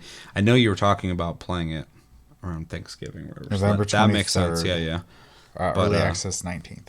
It's finally kind of like clicking for me. I'm like, oh shit, that's actually like this year, so something to look forward to. Anyone who's interested, you have time to beat the story if you start. So, Yep. just as long as you focus on beating the story. I'm downloading ESO as we speak, and I'm gonna play it. I'm gonna see how it feels. Wherever, if I get bored, maybe I'll hop into Final Fantasy 14. Because I got a big old MMO itch lately. Because I've been talking a lot about a certain MMO that people just do not seem to be able to be happy with, and That's a complicated relationship. I'm not even involved with that MMO, and I'm just like I'm exhausted listening to everyone not happy with that game. It's like watching your friend be miserable. Yeah, it sucks. I'm like, just play something else. Just go, take a break. Okay, so let's for time's sake, let's move on to the next video, because this is gonna be a 3-hour taste cast, easy. We got, what is it? This one? Yep. Reaper reveal. Let's pause that. Let's go back. So this is just a class reveal. Yep. We'll watch it. We'll talk about it. Chris, you got it ready? Yep. All right. 3, 2, 1, and go. These should get much shorter. So, and Sure. less to talk about. Yeah. I just want to format a bit since I kind of just watched the same trailer twice. Yeah. I don't think people were ready for that. I don't know who that is, but I love him. That's Just rolling around in the air. part of your moveset. Hugs you? So it's got to be edgy. So. One little phantom hugger. Yeah, it's pretty flashy. Yeah, it's real flashy. Like the moves, they're cool. Everyone's gonna play it. I think I think the all black with the hat though and the scythe is a little. It's very Bloodborne-like. Yeah. I just feel like if you asked a lot of people what would be the coolest character, they would all draw that. And that's not me saying it looks bad. It's cool looking. It's just like, we know it's cool, so here it is. I want to see something to go, whoa, okay, that's interesting. And that thing, I was like, yeah, it's a demon hunter. It's a fucking Bloodborne hunter. All right, so I don't know shit about that. You guys said it hasn't been fully revealed. Correct. Just real quickly, like I kind of already talked about it, but it looks cool. I'm way more into the little floating xenomorph dude in the fucking hood who hugs you. That thing's dope, and he's just rolling around in the air. Perfect. And it's very Final Fantasy. It's a little tumbling in the air and shit. Like, I love it. One, if you watch when it transitions between the blue moves to the red moves, the transition involves that spirit coming out and getting a couple hits in. I didn't even notice that. Yeah, it should come up here about halfway. So. But There it is. that is cool. I like that thing a lot. So that it even comes out, I'm into it. Scythe is cool. I'm not a big Scythe guy, but it's neat. The outfit's cool looking too. The moves are really neat looking though. I really like it. Do we even know if this is like DPS, tank, It's or a melee DPS. Okay. Melee And it's DPS. sharing gear with Dragoon. Oh, interesting. Yeah. Interesting. That's pretty much what I got. It's cool. I'm not like super pumped about it, but I think it's neat. So I can't really add anything to that. Okay. It was revealed. It's Reaper. It uses a scythe. It shares gear with Dragoon, and it pulls from the void, which, without going into too much lore, is the same thing black mages do to cast magic. So they're borrowing power from the same place black mages do. And until they tell us what the moves do, they're flashy. Yeah, no, they're cool. But I mean, I can say that about pretty much every class in Final Fantasy 14, though, because For they're all sure. flashy and they're all cool. So I pretty much have aneurysm every time there's an astrologian in the party. So yeah, those are neat. I remember you showing me when I was trying to get back into the game. You're showing me different classes, and I was watching a lot of the moves of that one, and I was like, that's fucking cool looking. yeah, But this has the benefit of being a brand new class, so it's got brand new thought out, Yeah. the best in the tech. You know, well, the animations are really smooth. they so know what they're doing. like, this is crazy looking. Yeah, it's cool looking for sure. It's definitely V pose. Chris, I like the. It's interesting to note that the two classes they're revealing are like opposite spectrum of each other. You've got Sage, which is kind of like the magical girl genre style character, and then you've got this Reaper, which is like edge lord, demon souls, bloodborne man. Yeah, for sure. Yeah, it's actually funny. As soon as this got revealed, there was two people in our static who both were like, "I'm playing that." Yeah. You both can't play it, so some you guys are gonna have to rock paper scissors for that. Damn. So, Chris, you said Edgelord. Tell us how you really feel. It is pretty edgy. I'm not super stoked about having a scythe class, to be honest. I was hoping for something. Well, it's cool to see them like make their own classes for the game. I was hoping for something a little more traditional because they made the Sage, which in title is an old school class, but in gameplay is completely different. So I was hoping to see something a little more old school brought in to the game. Personally, I'm in the opposite camp. I'm excited they're making Final Fantasy 14 only things. So I agree with that. I also agree with Chris in the sense of what we're getting here specifically. I think it would be kind of cool to see something a little more on brand, I guess, something maybe more expected, but I also like the idea that you can't just fall back on the stuff you always expect, bring in brand new stuff. So I get where both of you are coming from for sure. And I'm like in the middle anyway. I think it looks cool, but I feel like something could have been a little more exciting. But it, like you said, it sounds like some people are very excited for it. So yeah, that's that's everything. It's all subjective. for sure. yep. It's also interesting seeing how many people were excited for the new healer because I honestly didn't expect excitement for a healer. Like, and I play healer and I enjoy it.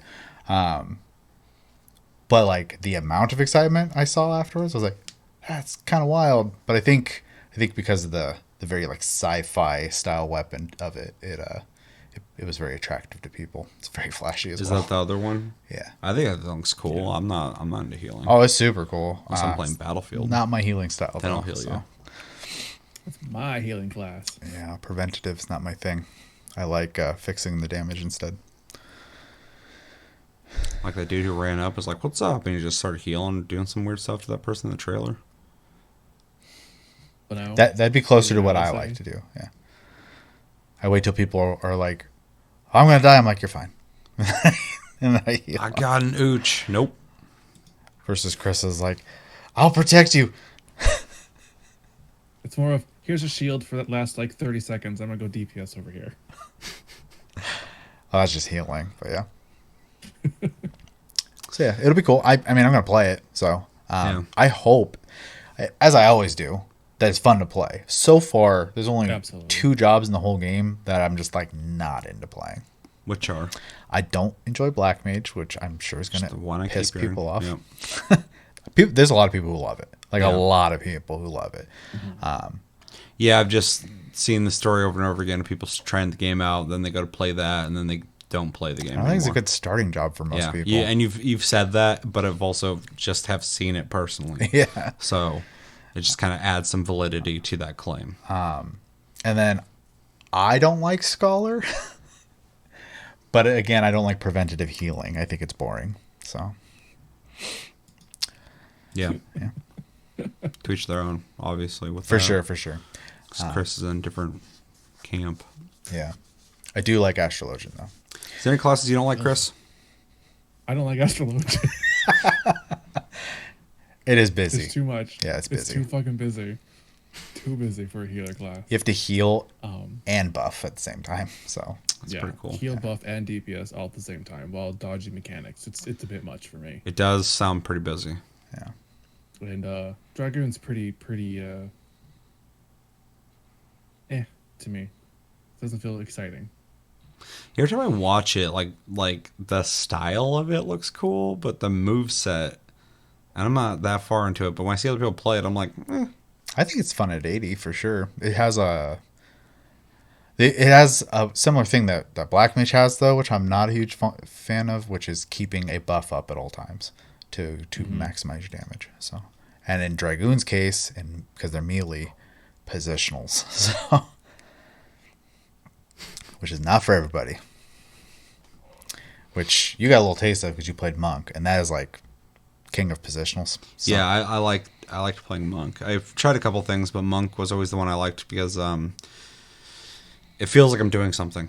And it's not Final Fantasy 14 thing. It's MMOs in general. There's a lot of classes where I feel like I'm just kind of hanging out a lot, and with Monk, I feel like I got to move around. I got combos and stuff to do. And what was the other one I played? The one with the shooting. I like that Machinist. one too.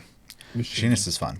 Yeah. It's also very the fast-paced. old version and the rework, I liked both. So I do think the rework is better, but I got to play it right before they changed it. You should see how much buttons you're pushing at 80, because there's a move you'll use which will take 1 second off your recast time of your moves for a short amount of time, and you're just shoving as many moves in as you can in that window. So That's pretty cool. I enjoyed playing it.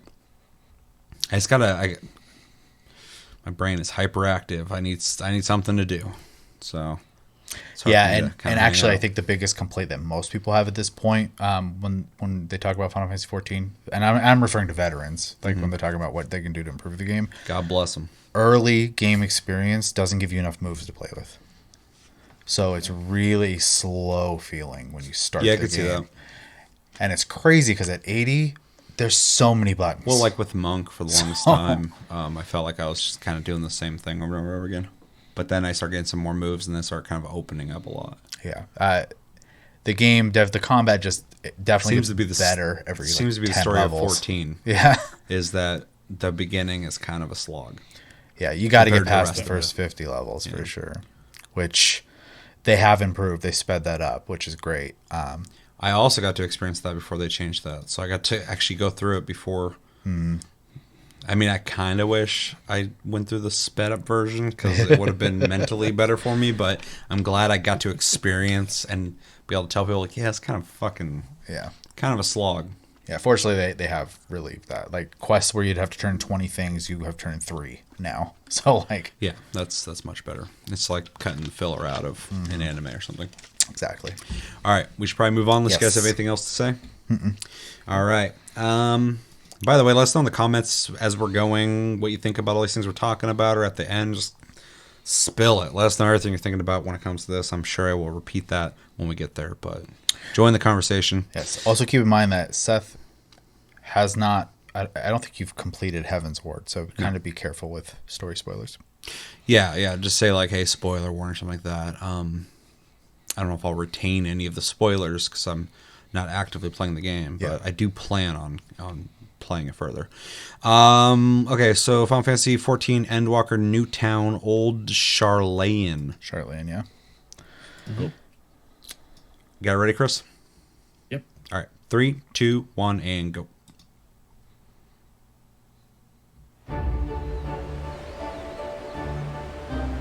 And this is the new place. New main city.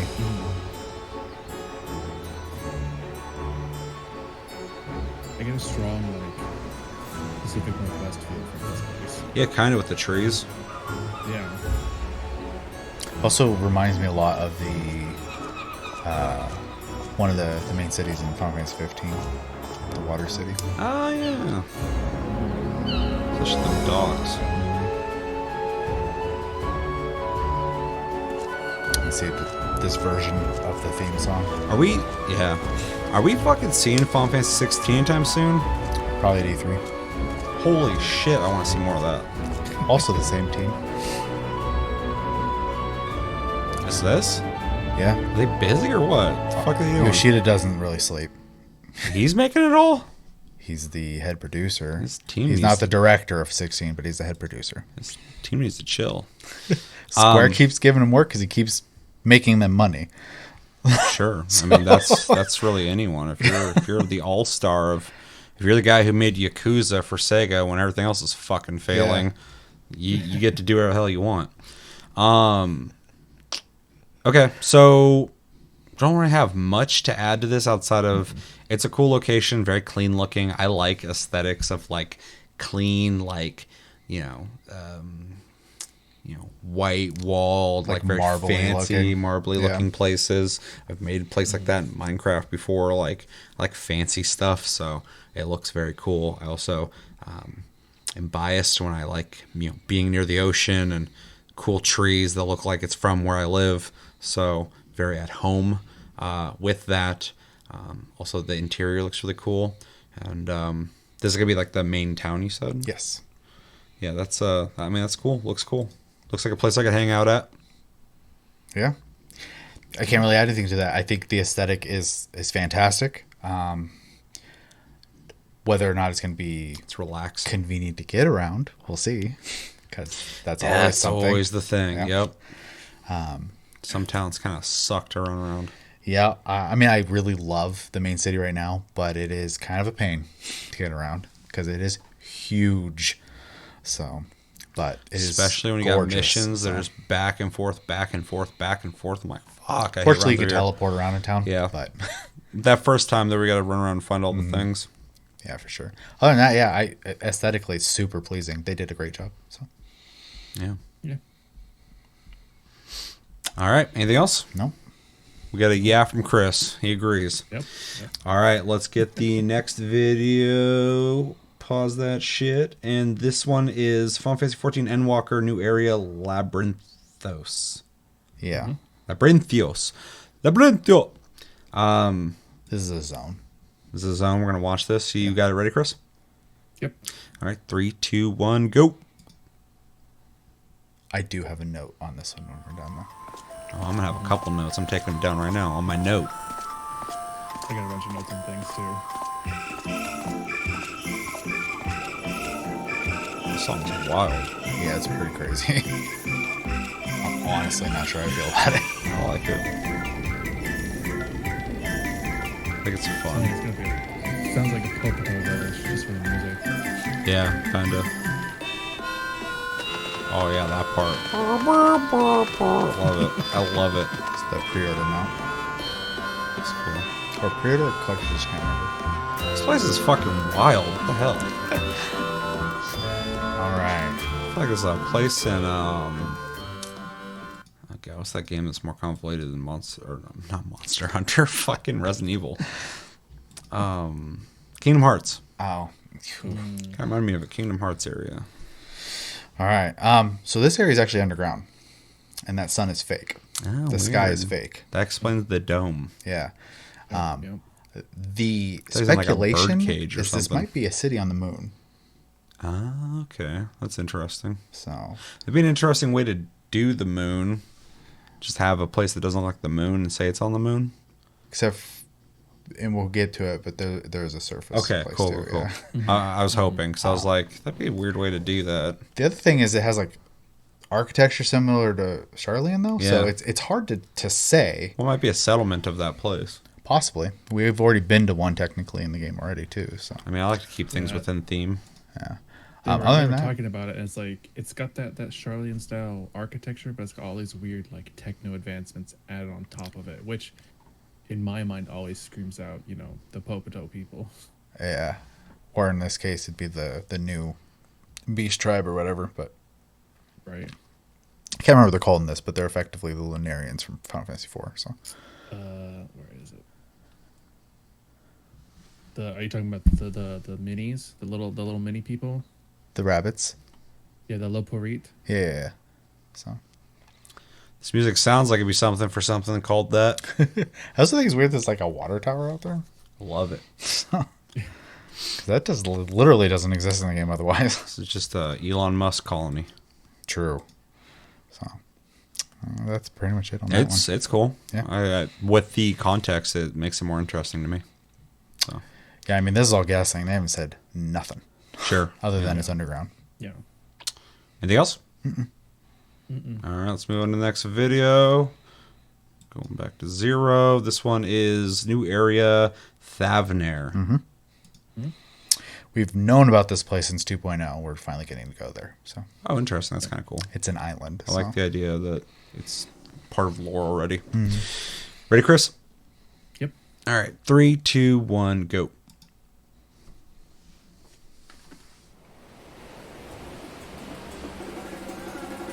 Hope there's a little dude with a bunch of girls around him, chilling. It's not Costa del Sol. It's one of my favorite people in all of Final Fantasy 14. Looking at the structure again for like the third time, give or take. Yeah. And the coloration of it all, it kind of reminds me of the Outlet in Final Fantasy X, like their colorations.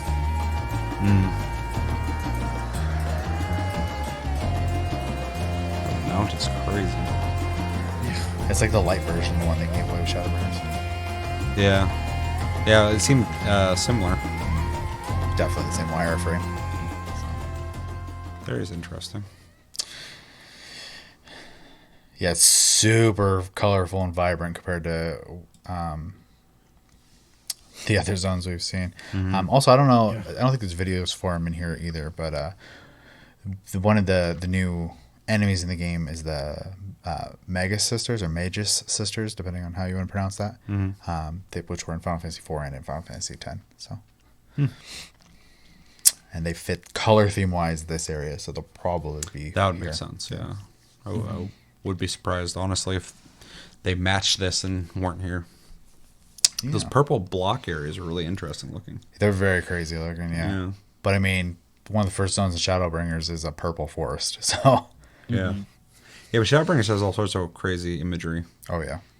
Because, like, even when I played that boss fight at E3, like, I was just looking at all the plant life Twin stuff. Dane, yeah. And it was pretty cool the way they did it. Yeah, that's kind of out there, and even for Yeah. Shadowbringers. So, yeah. I don't have a lot to say about this. It's just an outdoor zone. It's probably the least interesting of the things I've seen so far, but I'm not saying that in a negative sense. It's just like, it's cool looking. Yeah. Aesthetically, I'm not a big fan of like all the crazy colors. I do think the landscape's really cool, and I like the purple rocks and stuff like that. Yeah. But the buildings kind of drive me crazy. I just am not into sandy, deserty like areas. For sure. And even though It's there's very- definitely foliage here, it's more like an oasis foliage. Super arid, yeah. Yeah, it's not really my kind of thing in games, but I'm always pleasantly surprised when people make it work. So, For sure. and I obviously have not run around here. Although the town I think is pretty cool looking. I like how it's on the water. I like I mean, it's very colorful. Looks like a fucking Crayola crayon box. Yeah, it's pretty wild. It looks like a kid put this together with his blocks. Definitely seems very inspired of like India and Central America and stuff like that. So Yeah. That statue near the end with the peacock on the top and the dancers on it is seen in the cutscenes in the first trailer we watched. It's the town that has all the tentacle ladies coming out of the sky with the ice that blows up the statue. That's the statue that gets attacked. Okay. Interesting. So possibly there could be a big event that happens here, or maybe that's just all thematic. oh, I'm sure it will.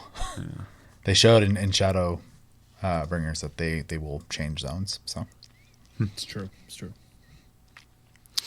yeah, Pretty cool. I like the name of the place. yeah, it's interesting because like there's items early on in 2.0 even or base game that have the name Thavnir in them. They're imported from this place, and this place is known to also be like this neutral like trading hub, but you're not allowed to go there. Only certain people have access to it. So So that's why they're trying to make it like a bizarre type place. That makes sense. I like that I like when people have like these places that you hear about and then you eventually get to go there because it kind of makes that lore real. yeah. So that's pretty cool. For sure. It's exciting in that way. I just aesthetically not my style. So Yeah, I can understand that. All right, next video. We got the next town, Newtown Razathan. Razahan. Radzahan. Yeah. This is in Thavnir, so it'll be very colorful as well. And this will probably be what I would call the end game city. It's where you spend your end game currency. It's smaller, but has the vendors you need to buy the end game gear and stuff. So Ready? Yep. All right, 3, 2, 1, go. Uh-oh. It did not go when I go'd. Chris is in the future. Chris is watching in the future. Like, you guys won't believe what I'm seeing. Oh my god, look at this. It's amazing. Wait 3 seconds, you'll be seeing this. This is very colorful. I actually like this a lot better than what we saw before, though. And then the theme song again. Yeah. But different. It's a banger. It's a vibe. Yeah, this is cool. I like this. I mean, it's a very, Yeah, it's a little much for me. it's very crayon colored, but I like the design. It's neat. Yeah, no, it's super detailed. Yeah. Also, take notice that the buildings are much larger than the character is. Yeah. Yeah. There's a new race they are introducing, not playable race, but NPC race. It's basically elephant people. Yeah, the giant elephant people. Oh, interesting. Yeah, that was really interesting. That was a lot more intricate and interesting than what we saw before, though. So definitely liked it. I like that right there. What we're looking at right now, which is essentially a shot from the outside with the birds flying by. Definitely takes influence from some real world stuff. Yeah, pretty cool. I like it. Your thoughts? Still too colorful? Yeah, it's just a lot for me visually. It's Just gonna walk in this place and be like, "This is a lot, guys. Yeah. This is a lot." Okay, I'm taking it in. I'm not saying anything negative. It's just it's busy. even here. the Very busy. what I believe is going to be, because I'm pretty sure I have this right. Obviously, they haven't really actually said yet, but the equivalent of this city now is a place called Yulmore, and even its colors, though very regal, is very bright. All the bright red carpets with the gold lacing and stuff. So Yeah, but everything can't be. And I'm not saying you said this, but not everything can be like the dark castles and No, for stuff sure. like that. Again, I'm not saying you said that, but that's why I kind of, even if I'm not into the aesthetic of some things, sometimes I just like the change of pace, even if it's like, it becomes later that zone. Remember that zone's fucking like, whoo, that was busy, but you still remember it, and it kind of changes the adventure. So I definitely kind of welcome. I mean, I don't know if I'd say I'd welcome this because this is really crazy colorful, but like it's interesting. I'll never forget it. Well, here's the thing. I agree with the sentiment of like, it's good for them to make a bunch of different types of stuff, right? Yeah. Because I don't have to like all of it. I still appreciate it's there. Whether I'm a fan of it or not, it's still, it's just like the real world. There's places here that look completely different than other places, and I have my preference of where I want to live. You There's know what I some mean? very colorful places in real life. Yeah. So But in real life, I'm like, that's crazy that people made that. for sure. So it's a little different. Because I'm like, real people made this. That's crazy. Yeah, and I can appreciate it. People live here. That's crazy. It's just not my style. So Yeah, for sure. yeah, I'll be spending a lot of time here. I'm sure, though. I threatened to move the free company house there. You can't. There's no housing there. Sorry. Damn, you're real quick to dismiss him saying that. Can't let him live out that joke. You're like, no, that can't happen. It won't happen. He already threatened me with it once. So This threat already happened behind the scenes. We dealt with it. all right. But if you could, you should. Anything else? No, not really. All right, how many more videos do we get? Just so I Three. don't click ahead to some video that has nothing to do with more. anything. 3 more. I did not read anything, so I don't know how I didn't do that. I just don't know what I looked at, so I can rest assured I didn't read shit. There was a lot of text. Yeah. Yeah. I just saw a lot of Final Fantasy. I'm like, these are the right videos. The next one we got is new area, Mare Lamentorum. I think so. Lamentorum? It's Mare Lamentorum. There you go. Mare? Yeah, I remember I highlighted it specifically because they said it as like Mare, and then they did like the Mare Lamentorum. Oh, okay. All right. And it's a new area, so we're going to watch this. Ready, Chris? Yep.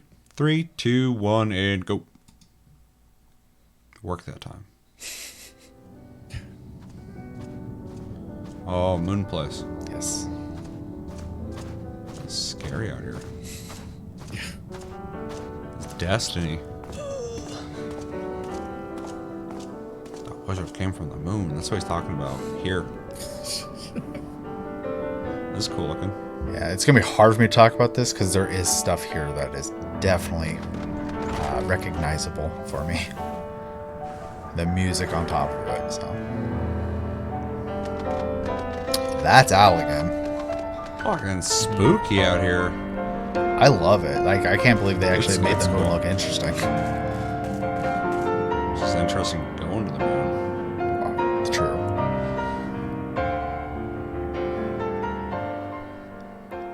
Yeah, it didn't look like a fantasy game. It looked like a sci-fi game almost. It's cool looking for sure. I definitely want to see what that what it'll be like running around there. I'm thrilled to go to the zone because of that building first and foremost. It's just and then the music to reinforce that.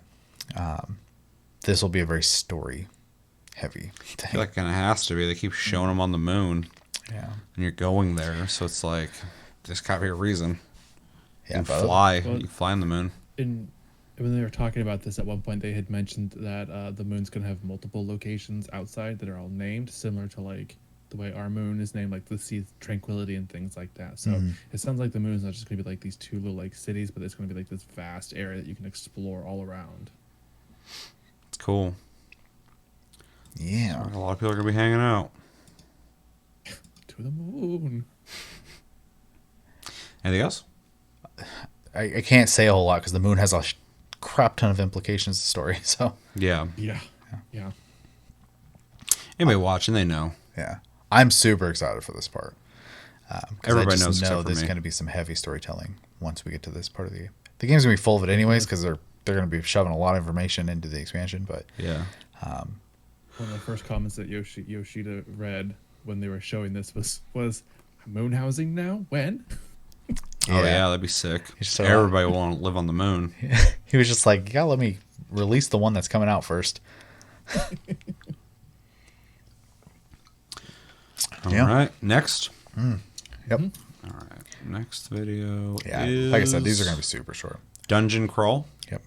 It's very straightforward. Not going to be able to give you much on this. This is literally just a bunch of like tiny teasers of the dungeons that are going It's to be a available. 2-minute video. It's a big one. Yep. Yeah, but it'll show off like 5 dungeons, I think, in that time. This is So. the teaser. I think so. Cool. Ready? Yep.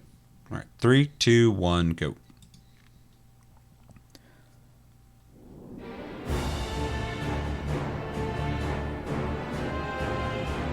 It's fucking wild looking. Oh, yeah.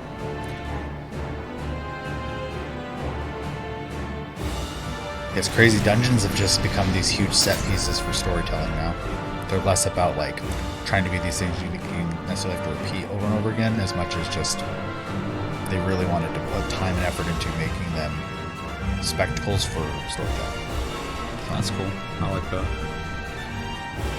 And why waste the development of a whole ass dungeon if you don't want to do it big? I believe that's when they're showing us the new 8-man. No, I'm pretty sure these are just dungeons. So a lot of people made mention of this. I didn't play Final Fantasy IV, so this is references that are completely being lost on me. But that train apparently has some pretty significantness to it as well. So, Huh. as a piece of fan service. So.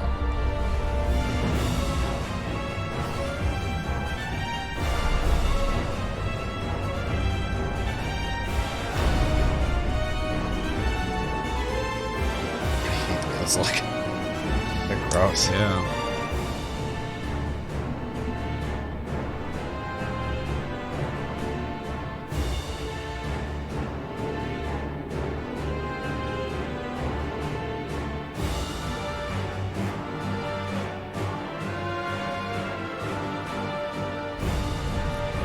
This is a different area.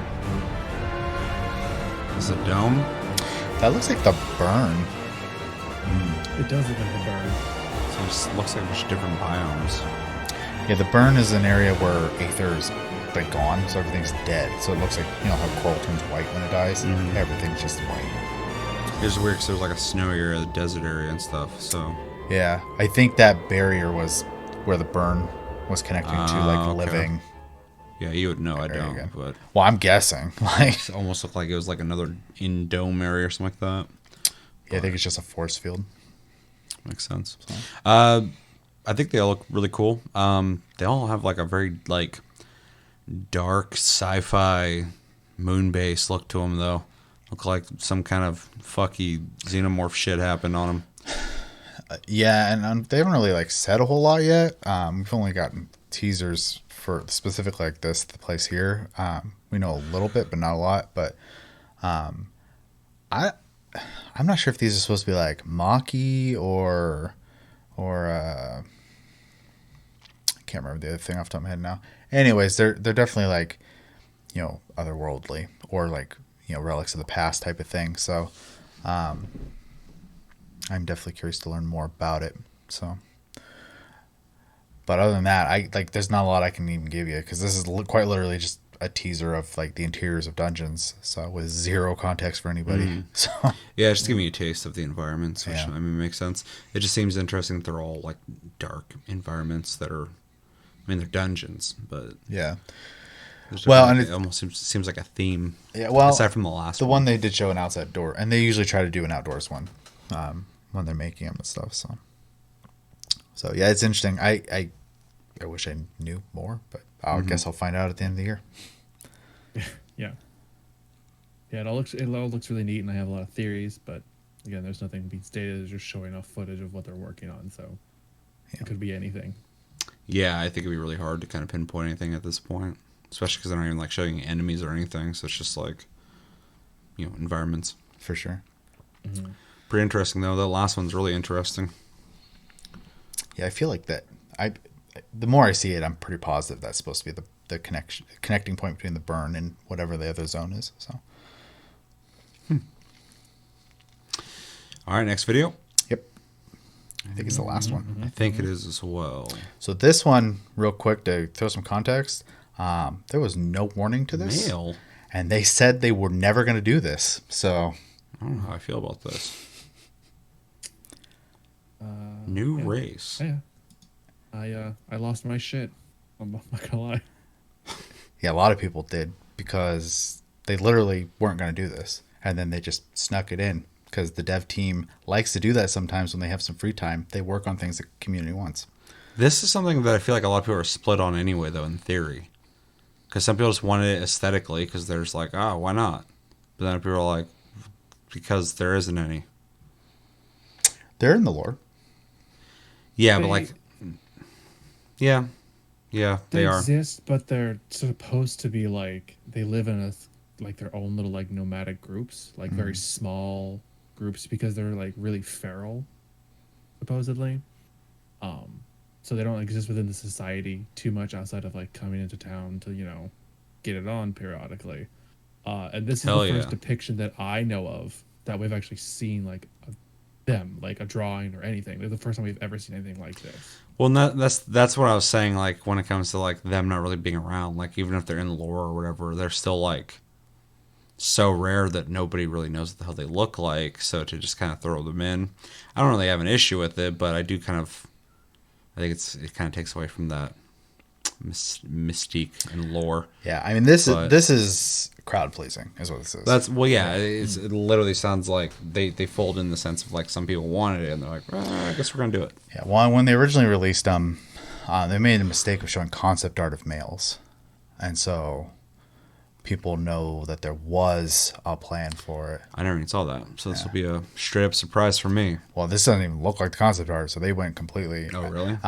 What it looks like to me is, in order to make it happen, they just took existing frames Probably. instead of making new ones. It was just completely smart. Especially if they just kind of So. snuck it out like this. They probably didn't put that much work into it. Yeah, and part of their well, like I kind of had brought up to you at work, is like they keep talking about they're gonna have to change their workflow soon to optimize it again because there's just the content is changing. Mm-hmm. They need to change the way they work.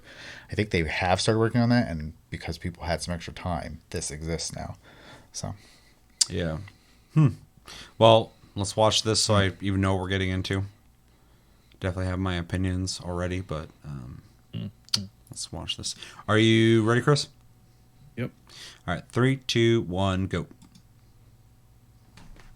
Yeah, this is a surprise. I was not expecting this. no one was. They didn't fucking say. They literally just threw the trailer at us. Oh, by the way, here you go. Pretty much. I'm sure a lot of people were super stoked, and a lot of people were like, what the fuck? Interesting. I think it looks bad. It looks pretty cool. It's just, it's weird Yeah. to see one. Though it does just kind of look like a dude with ears.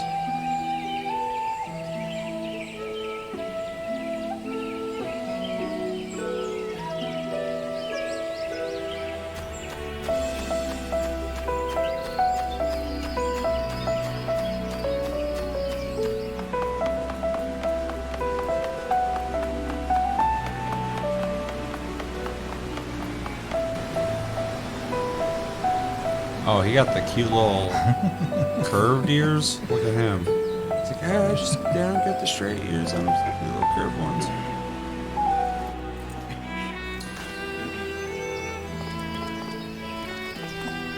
Oh, he's got some moves. Okay.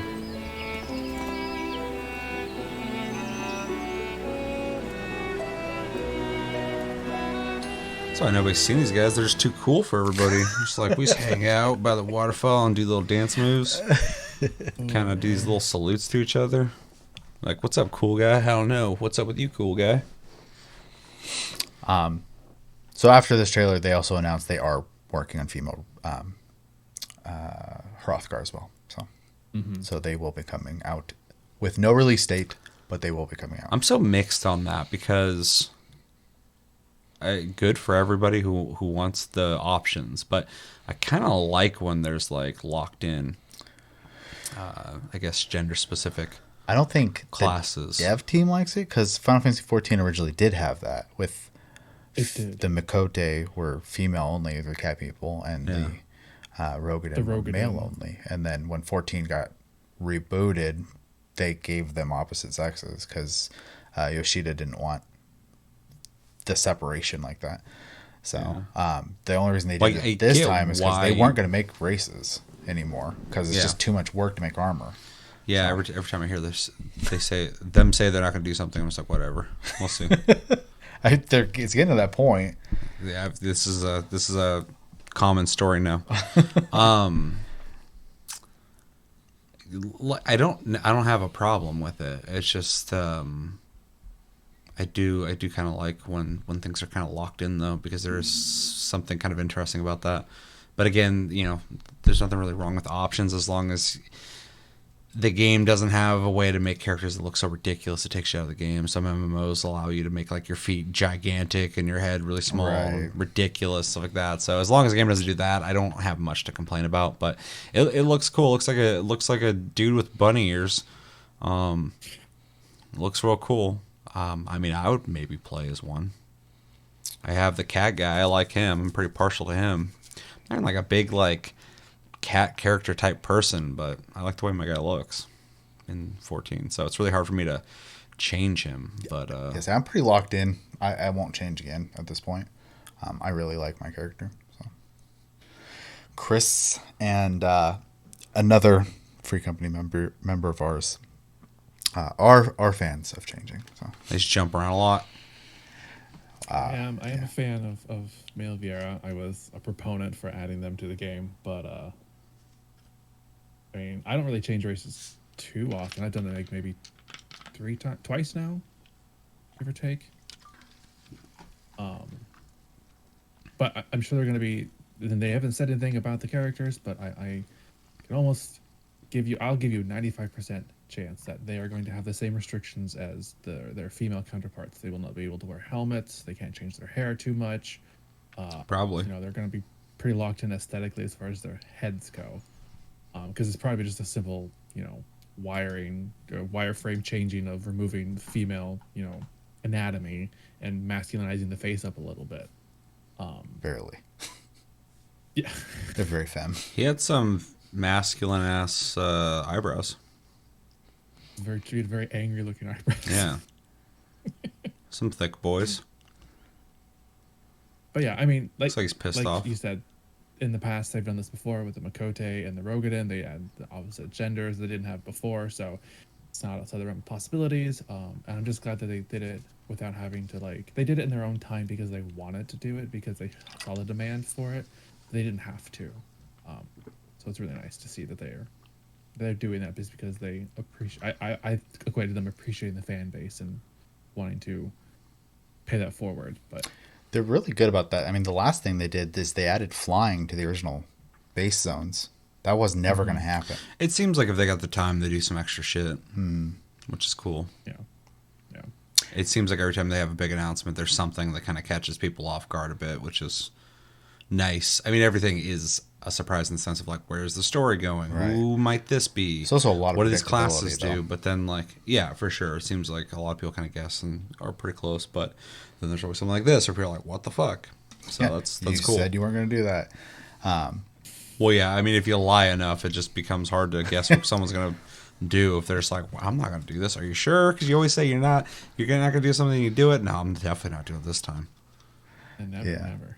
I would never lie to you. It's crazy too because when the dev, and not the leadership, so not like Yoshi P for example, but like when the devs talk about like their workload and like when they do stuff like this, they always say like the motivation comes from the constant praise they get. So Sure. Yeah, 14's definitely got a dedicated fan base, but it's also a positive one, which Yeah. I'm sure if you give back, you can kind of keep that positive feedback loop going. So don't get me wrong, there's some gross pockets. It is an online game, but oh sure, every game, every game. Although 14, I've ran into pretty minimal experiences of shitty people, I guess. yeah, it's pretty uncommon. Like it's gonna happen, Yeah. but I mean the worst thing I really have to deal with, and this is just out of personal preference, is you run into our peers a lot, and if you're not into that, it can be a little awkward feeling. So they can have their fun. I'm not saying otherwise, but it is a little weird when you're kind of caught up in that fun. That's a little much for me. So Yeah, only like twice, and I haven't played the game as much as you guys, but only like twice ever, which is a great ratio. I've Yeah. gotten people being as passive aggressive as like a roommate who leaves like a post-it note on the fridge going, it'd be nice if people would do the dishes. yeah, It's like, oh, okay, I don't know who that's directed at, but it's definitely might be me.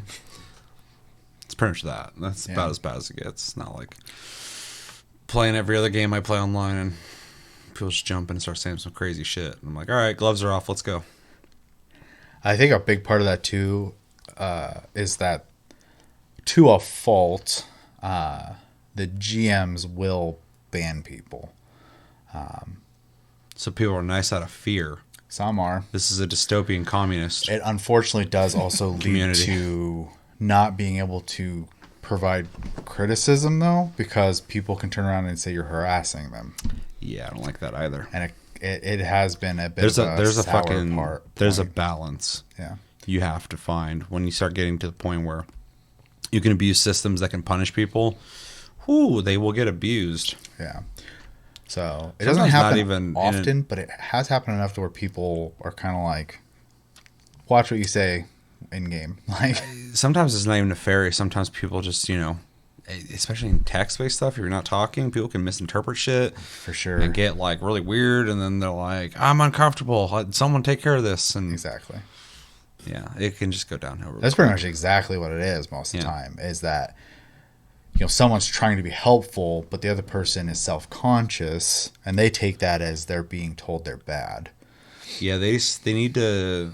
It's a weird thing for me to say, but I always thought I don't know if it still does because I barely do anything Xbox related. But back in the day on Xbox Live, they had like a reporting system, but like they actually had a lot of info to look into the report to see if it was bullshit or not. And half the time, if you got reported, nothing happened unless there's evidence of something. So I think they were really good and fair, but they were involved with the process. And some other things are like automated, and some things are like, well, we just don't want to deal with bullshit, so get these fucking people out of here. And it's always, I don't know. Yeah, I can't imagine it's easy. No. Yeah, if you're like one of the people who are like moderating this kind of stuff, like it'd be rough because you have to look into the validity of things. You got to listen to people who have something to complain about because most of those people probably feel their feelings are valid, which they are. But misinterpretation can play a part. And then, is the person who did it, did they do it on purpose? Are they malicious? And if all you have to go off of is chat logs, it is kind of difficult. That's why a lot of people suggest like streaming, and not to try to like be a streamer, but to have VODs. Yeah, I just wish that they had a system that was maybe lightly recording. Yeah, that's tricky Like too. Though. like shadowing in a certain area, and once you've reported the last 15 minutes or something like that is on record. Yeah, Be rough to do, but it would be give you something to work off of. Yeah. Or because even I don't know what the fuck it was. It might have been a game or something, but like when you report, it's like we're gonna send this chunk of video and stuff and audio. I think it's PlayStation. just in general. Yeah. Voice chat. Yeah. Which is a whole other fucking box. I'm just like, I'm not really into that. But Again, at least it's all there's- super complicated. Like, Yep. how far is too far? Anyway, Male Vera. You guys I'm dig it? happy for people. Yeah. Yeah. You're not gonna be one. No, I don't even play a male character to begin with. So Chris is excited. I'm gonna fucking do it. I think 2 people I know of are switching to this, and then 2 people are switching to Reaper. And out of Are the those, 2 people that are switching to this also switching to Reaper? one of There's a them. Venn diagram intersection. Yeah, it's like a figure 8, right? There's a person here, there's a person in the middle who's doing both, and then a person over here. I'll just jump in and do it all. Wow, you know the person doing it all, so. Yeah. I already assumed. All right, well, I think that's all the videos. It is. Is Yeah. there anything you guys want to say before we jump into reading comments? That's up to Chris. He took some notes. I don't know if he wants to talk about any of them or not, but No. We covered everything that I took notes on. okay. I'll say I tried to cover as much as possible. So the only thing that really wasn't here that I felt was necessary was talking about the servers opening up in Australia. So Yeah. Well, I guess from my perspective overall, I think everything that they've shown off is really cool. I think even though the Reaper class is a bit expected, not from Final Fantasy 14, but in general, it feels safe visually, but I think it's cool looking. The trailer was cool. The locations are cool. I think the moon stuff is probably the most interesting in my opinion. The Melvira, I'm either way with. It's cool, but I would just play a female too. But male, it's cool too, so I don't care. I like the bunny ears; they're neat. I like how pissed off he looked when he got out of bed, going, "I'm not doing cool guy stuff by the waterfall. I gotta get the fuck over there." He's just angry over that, which I get. What else am I missing? I mean, pretty much liked everything I saw. otherwise, it's just kind of zones and dungeons. So, Yeah, the dungeons we didn't get to see much on, but it's a taste, and you kind of see where it's going. I did think Shadowbringers dungeons, maybe just the one I saw. I saw a couple seem more elaborate, but we haven't seen what these are going to offer. But they all seem Yeah. a little more. I kind of agree on both those points. I love aesthetically the Shadowbringers dungeons, and they are think very it's imaginative. yeah. It seemed exciting. That was also during the point where Yoshida was like, I want to make a high fantasy game. Yeah. And then all of a sudden he's making Final Fantasy 16 and Shadowbringers, and they're both very high fantasy. So, Yeah. so now we're going back to normal 14 where there's a lot of sci-fi influences. So, I want to do what I want. Square's like, okay, yeah, pretty much. okay. I want to make a sci-fi or a fantasy game. They're like, cool. You also make a lot of money. You just want to make the next Final Fantasy? Okay. Okay, do whatever you want. Yoshida's like, I don't know if I want to make it, but I'll supervise. He can do it. That's okay. Yeah, it's fine. Every time there's so many pictures of him like just kind of like passed out on a couch backstage and stuff like that. He's just taking naps all the time. He's got to get it while he can. He's busy. So, You get that sleep. yeah. It's like Josh and his naps. Except for he ain't making a lot of games. Just a lot of naps. He likes them naps. All right, anything else? No, I'm just, we got a patch coming out in about a week, which I'm super excited about. Very soon. Because it is literally the beginning of what we're going to be getting into in November. So it's going to be a long wait, though. Yeah, it's come out this year, but not right around the corner. Yeah. And for you, I'm sure it's going to be a lot slower. But with that, let us know in the comments what do you guys think about everything we watched when it comes to Final Fantasy 14, the Fan Fest. What'd you think of the Fan Fest? How hyped are you? Give me the 1 through 10 if you want to. And out of all the stuff we watched, what do you think about the trailer? What do you think about the class reveals? What do you think about the Melvira? What do you think about the locations? What do you think about the dungeons? Do you have any theories on any of the locations? Maybe based off something you read or lore. Mm-hmm. And yeah, let us know what you're thinking about in the comments below when it comes to everything we watched. There's a lot to talk about. Yeah. Okay, it's that time again where we go back, check out videos that we did prior, and read your comments. Now, the last week I was on vacation, so no videos came out. Look at my face. I look just absolutely fucking shocked. Like, oh my God, we're reacting to something real good. That was Lost Judgment. I was very excited about that. And yeah, we only did one video in the last week, so we got a couple comments to read, which is great because this episode's running very long anyway, so it's almost doing us a favor. So we got 2 comments on we reacted to Lost Judgment, Final Fantasy 7 Remake Intergrade, and talked about Resident Evil Village before I had beaten it multiple times. So make sure to go check that out if you're curious about any of that or curious about why I'm making that face. Comments we got is from, first one is Crimson Striker that says, never seen Dirge of Cerberus or Crisis Core, I take it, eh? This is in reference to, there was some characters they showed in the trailer for Intergrade that I'm not familiar with. Chevy is familiar with them, but... No, I'm not familiar with them. Oh.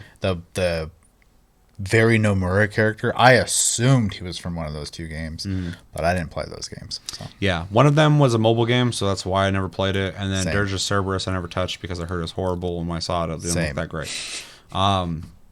Though I know some people who enjoyed it. Sure. So, but yeah, have I seen them? 100%. I 100% have seen those games. So Yes. definitely have seen them, never played them. But then I replied, definitely seen them, didn't play either of them. I just know Gokt was Genesis and Crisis Core because I am a low-key, high-key fan of Gokt. So whatever he did, I knew about. Plus I like Final Fantasy. Yeah, anything to add to that, Chris? Obviously that wasn't directed at you, but I know you played Dirge of Cerberus. I played both of them. And Crisis Core. Did you like Crisis both Core. of them outside of just being like a fan of the story, or were they good? I enjoyed Crisis Core. Okay. And, I heard it's pretty good. yeah, it was all right. It was different. It was more of like a action RPG. More along the lines of like 13 and things like that. They were kind of drifting in that direction. Okay. Less active time battle, more run around. It's the early days of where they've pretty much gone. Yeah. Yeah, but it was good. It was fun to get the backstory of Final Fantasy. Things happened right before. That was always and the then- more intriguing part of it. Is, yeah, I was kind of curious about the story aspect of it. Gameplay, it didn't look that great to me. Yeah, playing as Zack and seeing what happened with that. Dirge of Cerberus I've played, but it was forever and a day ago. I don't recall it being anything crazy. It was, if I remember right, again more of like the action RPG, but with a gun. That had you could customize it to be different types of guns. And Gokt was also in that one as well. He played Chaos in that one. He was like it was a hidden ending. He was in it. Oh, interesting. But it's cool to see those characters, brought into the game again. But I don't have too much context from what I recall about them. Yeah, I mean, they're definitely bridging it all together. We already saw some Advent Children reference in Remake. I'm just throwing it out there. And so now it seems like they're really trying to tie it all together, which I think is cool. Yeah. But be careful, because it's a little ambitious. It's a lot to pack in there. They had to make it in separate games before, and that was added over time. We're also getting that mobile game, which is going to cover every story on it as well, with a traditional RPG system. So that'll be interesting. That'll be interesting, yeah, for sure. Yeah, I just as much as I just hope it's good. I get worried if they start trying to get a little too complicated and all the things they want to throw in together. It's like you don't want to throw too many ingredients into something because you kind of lose what you're trying to make, the flavor of what you're trying to hit. So, yeah, and I'm already in a weird place with Final Fantasy VII Remake. So yeah, but I mean, it's cool. I'm all for it, especially for anybody who did play those games and feels like, oh fuck, I know who that is. For sure. That's exciting. So, yeah, definitely cool. And then we got another comment, the last comment from Jeremy that says, oh, it was an Ask TLG. I should have read that first. Ask TLG. Make sure to type in hashtag Ask TLG on your comment if you want to for sure be on the show. Unless you say crazy shit, then I'll maybe read it. I like crazy stuff, just nothing fucking, don't get me in trouble. Don't say something that's fucking stupid and offensive. He says, well, ha ha ha. That a first for me. First eyes closed TLG react. Very professional, Seth. I never said I was a fucking professional. No one said that shit. I try to be professional, but I'm not. A couple dudes in a room, man. Couple dudes. Yeah, no, that was a first. Make sure to go back and watch that episode if you want to see the first ever in 5 years blindfolded reaction video. Oh, yeah. Yeah. That was so rough. And Chris wasn't there for that one. We were watching the Intergrade trailer in the beginning, started showing some stuff from the end of Remake. Half the fucking thing. Which, it's been out for a while, so I get it. But at the same time, I haven't beaten it yet. And I was like, oh, shit. And I just like put my hands over my eyes, and Chevy had to tell me when it was okay to look. So that was the first ever. And it was very professional of me. Did you see how quick I was on that shit? I was like, I'm not ruining this for me. I'm very fast. Super funny. But that what you get to not finish FF7 Remake is what I get.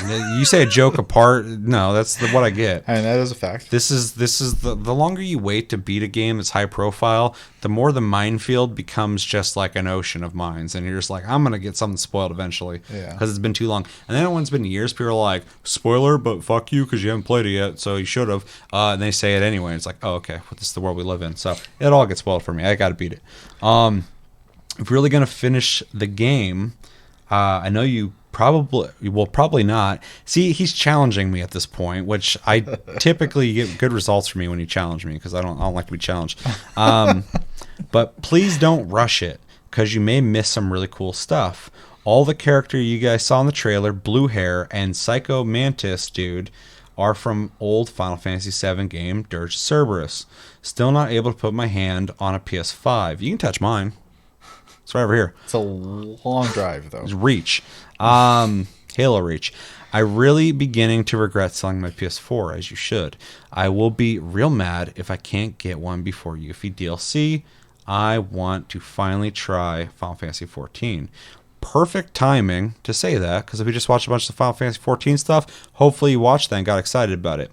I pretty much have replied to the whole comment as I read it. Anything you guys want to add to that? No, I mean, I couldn't pinpoint the characters to a specific game, so it's good to know which one they're coming from.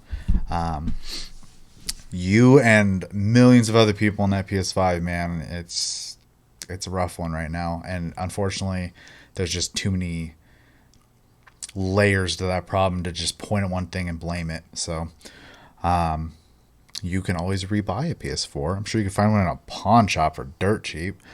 Let's see what else. Yeah, PS4 is accessible, so you could probably get one for a good price. Although after selling one, it'd be kind of weird feeling to buy another. It would be, but unless you got a good deal on it. I also told him in Discord, link down below, to buy a PC. Then he could play It's a good bet. all sorts of games, including a bunch of Xbox games he probably already owns. So, But not Final Fantasy VII. I mean, no, you're right. Is it on there? No, it's not. I was thinking it was, but it's not yet. And then the DLC, I believe, is PS5 only. Yep. Or is it timed exclusive? I mean, they haven't said that. I don't know. It is very likely. I'm talking. that it will I'm come out asking on PC at questions some out of point. my ass. And then as far as trying Final Fantasy XIV, I'm going to tell you the same thing I tell everyone. If you do, let me know. I'm more than willing to help. I'm not doing anything in the game right now, so it would give me a reason to log in anyways. So, He's got to get that PS4, PS5, though. He's got to put a hand on a PS5. and if you do decide to play it on console, a certain person you played Monster Hunter World with plays on console and can give you a lot of pointers. So, That's a lot of people. That's vague. well, I mean, I only know one other person who played on Xbox. I forgot we're talking. I forgot Xbox. Yeah. Exists. So yeah, It is a console. but I would be glad to welcome you to the free company if you want to come play. Yeah, you definitely have people to play with if you want to play 14. In fact, when it comes to MMOs, that's like the most active group of people I know playing an MMO right now is them playing 14, because I know some people who like go into an MMO I won't mention and just bitch about it and then leave. And then you got people like me who are just kind of jumping in and out of every MMO in sight trying to find one to hook you. So at least they are on it, playing it regularly, and they got a group of people who play regularly. So Yeah, I mean, we log in at least once, twice a week right now. So they're all very enthusiastic too. As soon as you show up, they'll be like, "Here's a bunch of money. Tell me you need help. I'm here." I will absolutely give you starting gil. Yep. He was, yeah. Chevy's fucking. He's the bank. He's giving me money, everybody money. That's not untrue. The Scrooge McDuck of the free company. Yeah, Of real life, a little bit. kinda. I don't really like spending, so. Scrooge McDuck. I like it. Yeah. Chris, got anything to add to that? I am in the same boat with you trying to get my hands on a PS5. Yeah. I tried to warn people. I'm not trying to sound like I know everything because I'm wrong at this point, but I was telling people, I was like, dude, it's going to be real hard getting a PS5 in the last year when they came out, because of the pandemic, of course, but also because it's a brand new console. And when you're like, I want it, like, yeah, you and everybody else wants it. So you got to find it. And then they're like, people, all the bots and stuff, I'm like, they're getting some of them, but the mass majority of people, or mass majority of PS5 is just getting bought by a lot of people. Yeah. Limited stock, all that stuff, whatever. And I was telling people, I was like, next year is when it's going to become like easier. And even though you can still get them, a lot of people act like you just couldn't get them. I'm like, you can get one. You just got to be really vigilant. Yeah, you have to put the work in. But my speculation, I was like, maybe like into spring, it's going to become a lot easier. I also feel pretty confident about that. Everything was kind of going the way I was saying. And then they're like, we can't get certain parts. And we're thinking about doing like PS5 redesigns so we can get PS5s out. I'm like, that's crazy, because that means the PS5 I have is going to be like the original model that's already like gone. And they're just going to start making these new ones. So it's kind of crazy that like this is extending well past where I thought. I thought by now they'd become like kind of common, like to the point where like some pop into stores more often. People are able to go in there and just grab one. And it seemed like that was starting to happen before, and now it's not anymore. Like it's a complete reversal. So it's really interesting. I'm curious to see how long this extends. I don't think Xbox is having the same kind of shortages. They're still selling instantly. But I think they're also pretty rare, but I don't think they're as rare, because like the PS5s, they said like straight up they're trying to like bump up production on them because they're just not out there. Yeah. Yeah, and in case someone out there who's watching or listening to this isn't aware, there's a superconductor shortage globally. Yeah. So it's not just consoles, or it's There's computer a shortage parts of a lot of things lately. Cars aren't being able to be made the same way they were, like all sorts of stuff. Like Gas. it's pretty wild right now.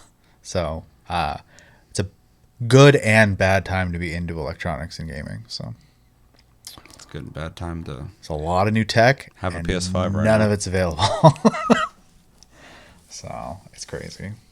Though you can get pre-made computers because That's the way to go. at the very right now it is Yeah. because the people who are scalpers aren't trying to buy whole systems. I've talked to people who are like, I really want to build one, but I kind of want to buy a pre-built one. But I'm like, dude, I'm so old at this point. I've built computers.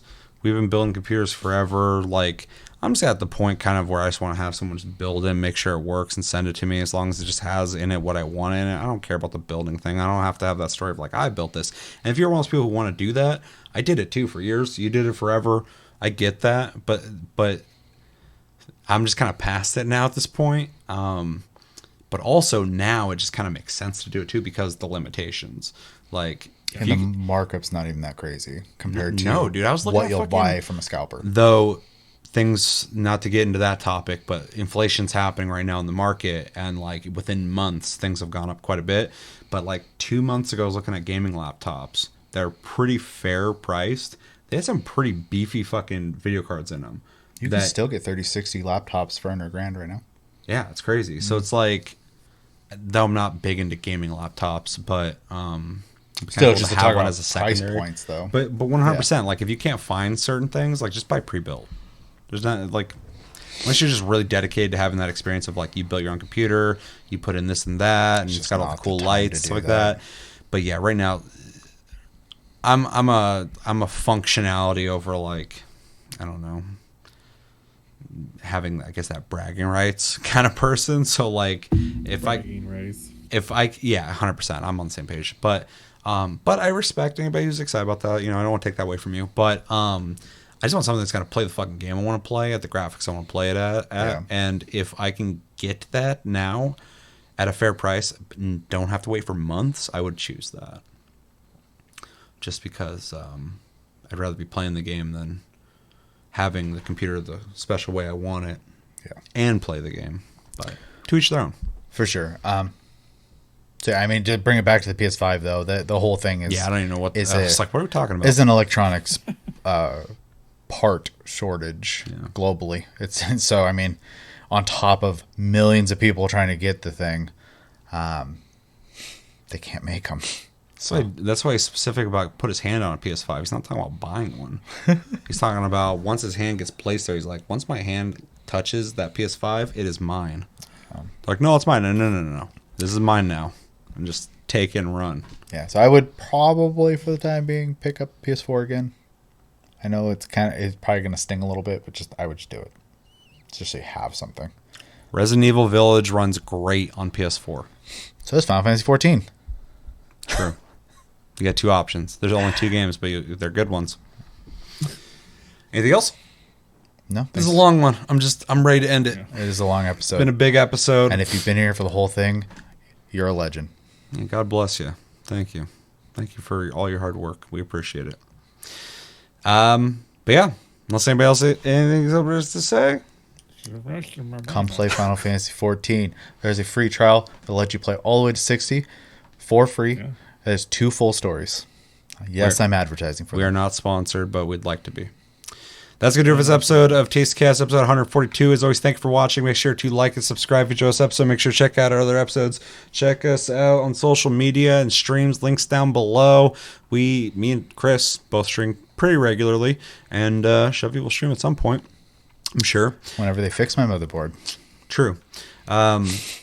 And yeah, I got a Discord link down below. We are on iTunes, Spotify, and other podcast platforms. If you prefer to listen to us, it's all linked down below as well. And we have a Patreon if you'd like to support this channel further than liking, commenting, sharing, and subscribing to this channel. This one right here that you're watching right now. Hit the subscribe button if you're brand new. Or if you're not, unsubscribe and resubscribe if you want to do that as well. Just click that button a bunch. Hit that, but make sure it lands on subscribe. Don't be leaving. And yeah, my name's Seth, and thank you, Chevy and Chris, for joining me as always. And we'll be back. We got another Tasty Cast before the end of the month, I believe. And then we'll be doing the other shows. So until then, expect some streams and episodes this week. And yeah, have a good one, guys, and take it easy.